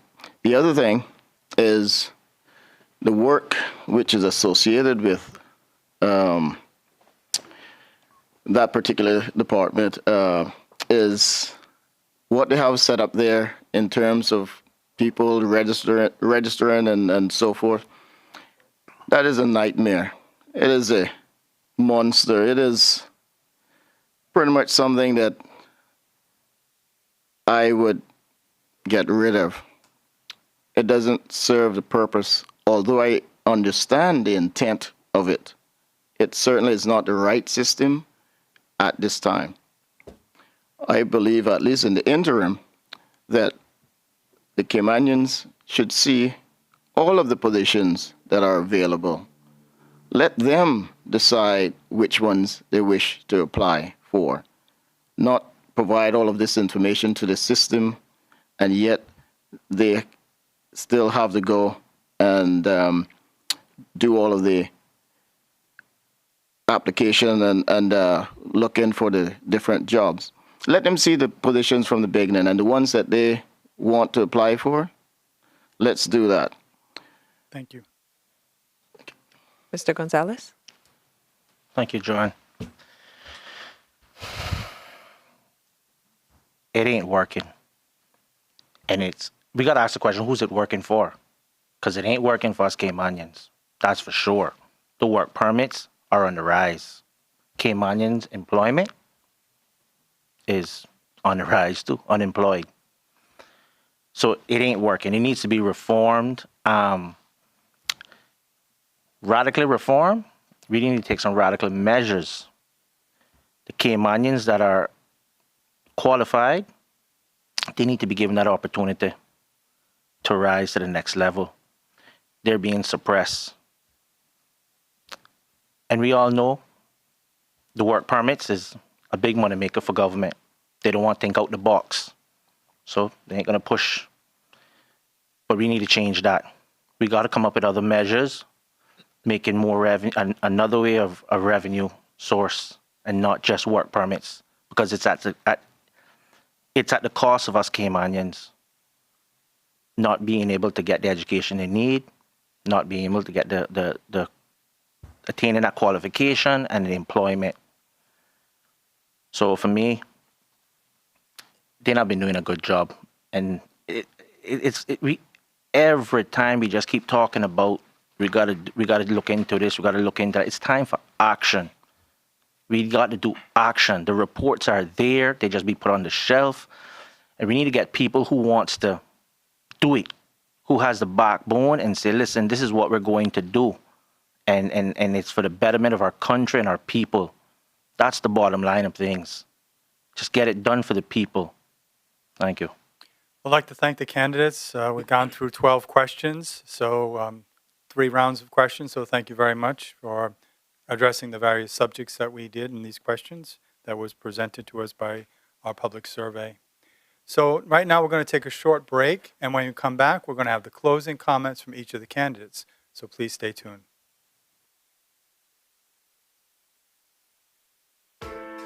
Behind everything we do is a promise. Better. Better because we care, because we all have a common goal: to be better at cooking, to be better at eating right, and taking care of ourselves, to live in a better community, to just feel better. Today and tomorrow and the next day. Do it for you. Do it for them. Do it to prove something to yourself. Do it to carry on a family recipe. Or just because. But when you aim for the stars, better just works. We're Fosters. And we're better. Because of you, because of them, because of this place. And because we care.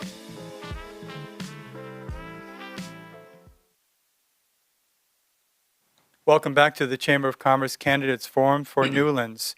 At this time, we're going to have closing statements from each of the candidates, and going to begin with Mr. Wayne Panton. Thank you very much. To the voters of Newlands, I think that I am an excellent candidate. I have served the country very well in various positions in the past. I have tremendous experience both internationally and locally. I am very familiar with government, with the way it works, and I am very committed to my district, to my constituency of Newlands and the people that live there. I want to serve you. I want to work hard. I want to provide solutions. I'm not going to have all the answers, but I'm going to make sure that I can find the people who do have the answers. And I am certain that I will deliver much better results than you have received in the past. Certainly over the last 4 years, I've been quite disappointed with the level of representation that we've had, both at a constituency level as well as at a national level. I think many people agree with that. Certainly my discussions with people in the constituency, my discussions with people nationally agree with that. So I am about bringing back a level of principles and values and decency to government, to having representation that you can be proud of, that's effective, that's delivering solutions for you, that's helping to resolve your problems, that's serving your needs, that's speaking to you on a regular basis, having public meetings with you every month, every 2 months, every 3 months, whatever it is you would like. I have had an office in Savannah which serves Savannah and Newlands, and it seems like it's serving half the island because many people, many of the existing representatives either have offices that are never open or they don't have any offices at all. And I've been happy to be a part of that. I've been happy to provide services to the people, to be available to them. And I'm going to continue doing that. That office will continue. You elect me, that office will be a center for everybody to get assistance, to get answers, and will be available to you to reach all of us. And I want to provide an integrated approach in relation to Newlands and Savannah in particular, because we are such an integrated community. We have very close links. I think everybody understands that, and that is exactly how we want to move forward. We want representation that you can be proud of. We want representation across the country and nationally that you can be proud of.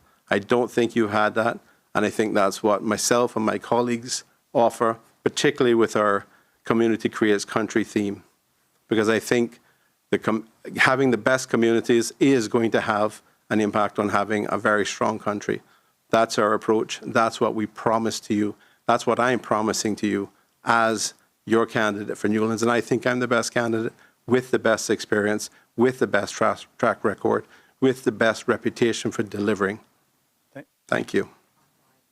Mr. Roydell Carter. Thank you, Mr. Moderator, Chamber of Commerce, colleagues, family, and friends. This evening, we touched on several national and local Newlands issues. Some were addressed in detail, and others we'll have to continue on the campaign trail. My dear Newlands constituents, you will now have a better choice for change when you elect me as your next representative for Parliament. My skill set, knowledge, and experience equips me well to be your next representative. The former and current representatives have served their time.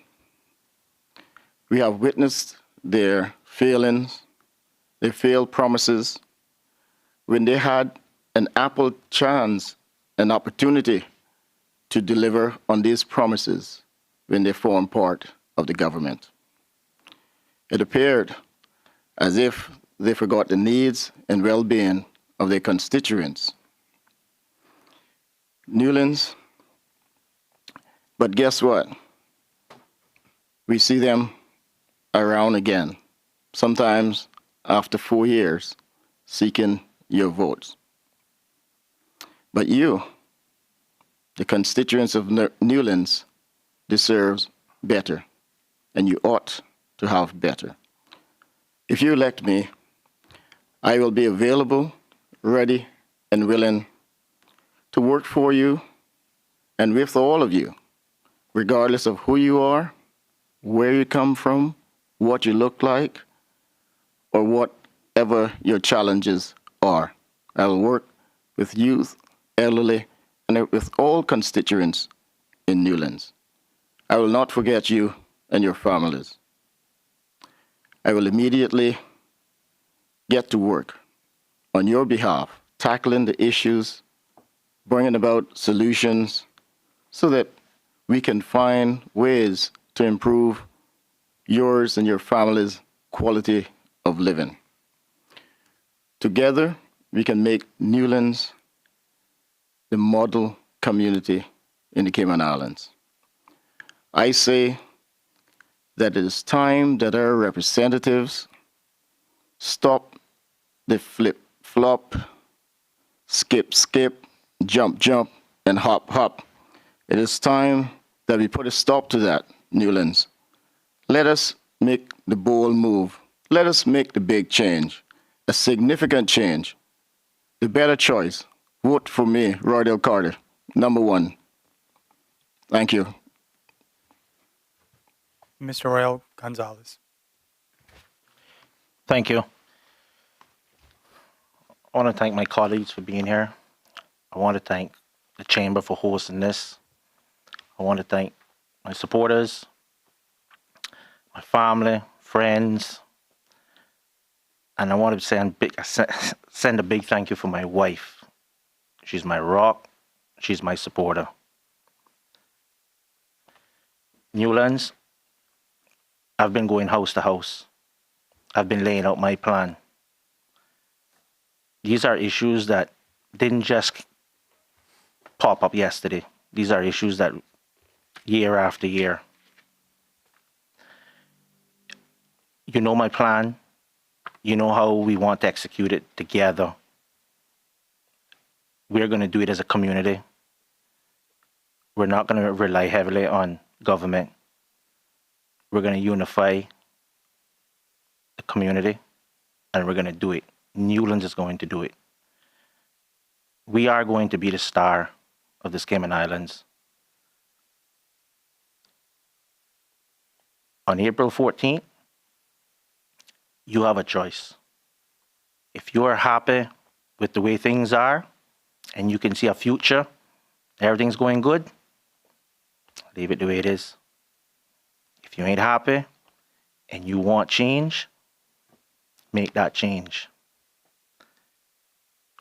You have 4 candidates here. 4 is offering their best. You know what each one can do. April 14th, you pray on it, and you make that choice. Thank you. Mr. Alvasuku. Thank you. I want to thank the Chamber for this opportunity. It is a very valuable part of the election process. I think it gives the voters the opportunity to evaluate the candidates and make their own decisions. As for me, I want to continue to serve my constituency. I have been the elected MP for Newlands for the past 4 years. I think I've managed to deliver on a large number of my manifesto promises, despite being an opposition bench, despite not having control of government budget, despite not actually having met with cabinet as according to the Constitution. Any member who is not represented in cabinet has an opportunity to meet with cabinet once a quarter. Didn't have any of those meetings. Despite COVID and all of the negatives that came with COVID, I've still managed to deliver. I have been going door to door to visit my constituents. They know what I've done. They know that they have improved street lighting on the east-west arterial. They have an improved drainage system, which needs more work, but they've had that addressed. They have improved lighting in their neighborhoods. They have improved services at the Bordentown Clinic. They have improved services at the Bordentown Police Station. They have better public transportation in Newlands. They actually have infrastructure and road improvements. 16 major streets have been upgraded in Newlands. Support for our schools and students, both personally and through the government. I have supported Savannah Primary School. We have dealt with the King Tide flooding issue in Newlands. We had constituents who were losing cars, valuable property. That has been dealt with. The Newlands boat ramp has been resurfaced. Trailers are no longer getting damaged by the high crest on that boat ramp. COVID support. I worked wholeheartedly with the government and the opposition to give the people of Newlands all the support they needed to get through COVID. We now have a hurricane shelter that is Cat 5 capable, that is now being constructed and finished for the people of Bordentown. Those are just some of the things that I've managed to do from the opposition bench. My focus is going to be a seat in cabinet, to step up the level of representation that I'm giving to my constituents. I think I need to do that from a seat in cabinet, and I think I'm now ready for it. I have represented this country globally, internationally. I have gone to the FCO and negotiated a new constitution for the people of the Cayman Islands, along with the government team and the former leader of the opposition, Mr. Miller. I have accomplished a lot in just 2 terms for this country, and I plan to do much, much more. Thank you. Thank the candidates. Well done. We got through another forum, so it's now up to the voters of Newlands to decide. I'm now going to turn it over to President Mike Gibbs to deliver some closing statements. Thank you, Will. On behalf of the Chamber Council and staff, I would like to thank the Newlands candidates for participating in this evening's forum. I trust that the forum will help the Newlands voters to determine who to vote for when you go to the polls on the 14th of April. I'd also like to thank Foster's for their major sponsorship of the Chamber's candidate forums, as well as Affinity, Bodden Legal and Corporate, and DART. If you're interested in viewing more of the Growth Matters video series that have been playing during tonight's commercial breaks, they can be accessed at the growthmatters.ky website. Please join us Monday evening as we welcome the candidates from the constituency of Red Bay, Samuel Jackson and Alden McLaughlin. Thank you for tuning in, and I hope you will join us Monday evening at the same time. Good night.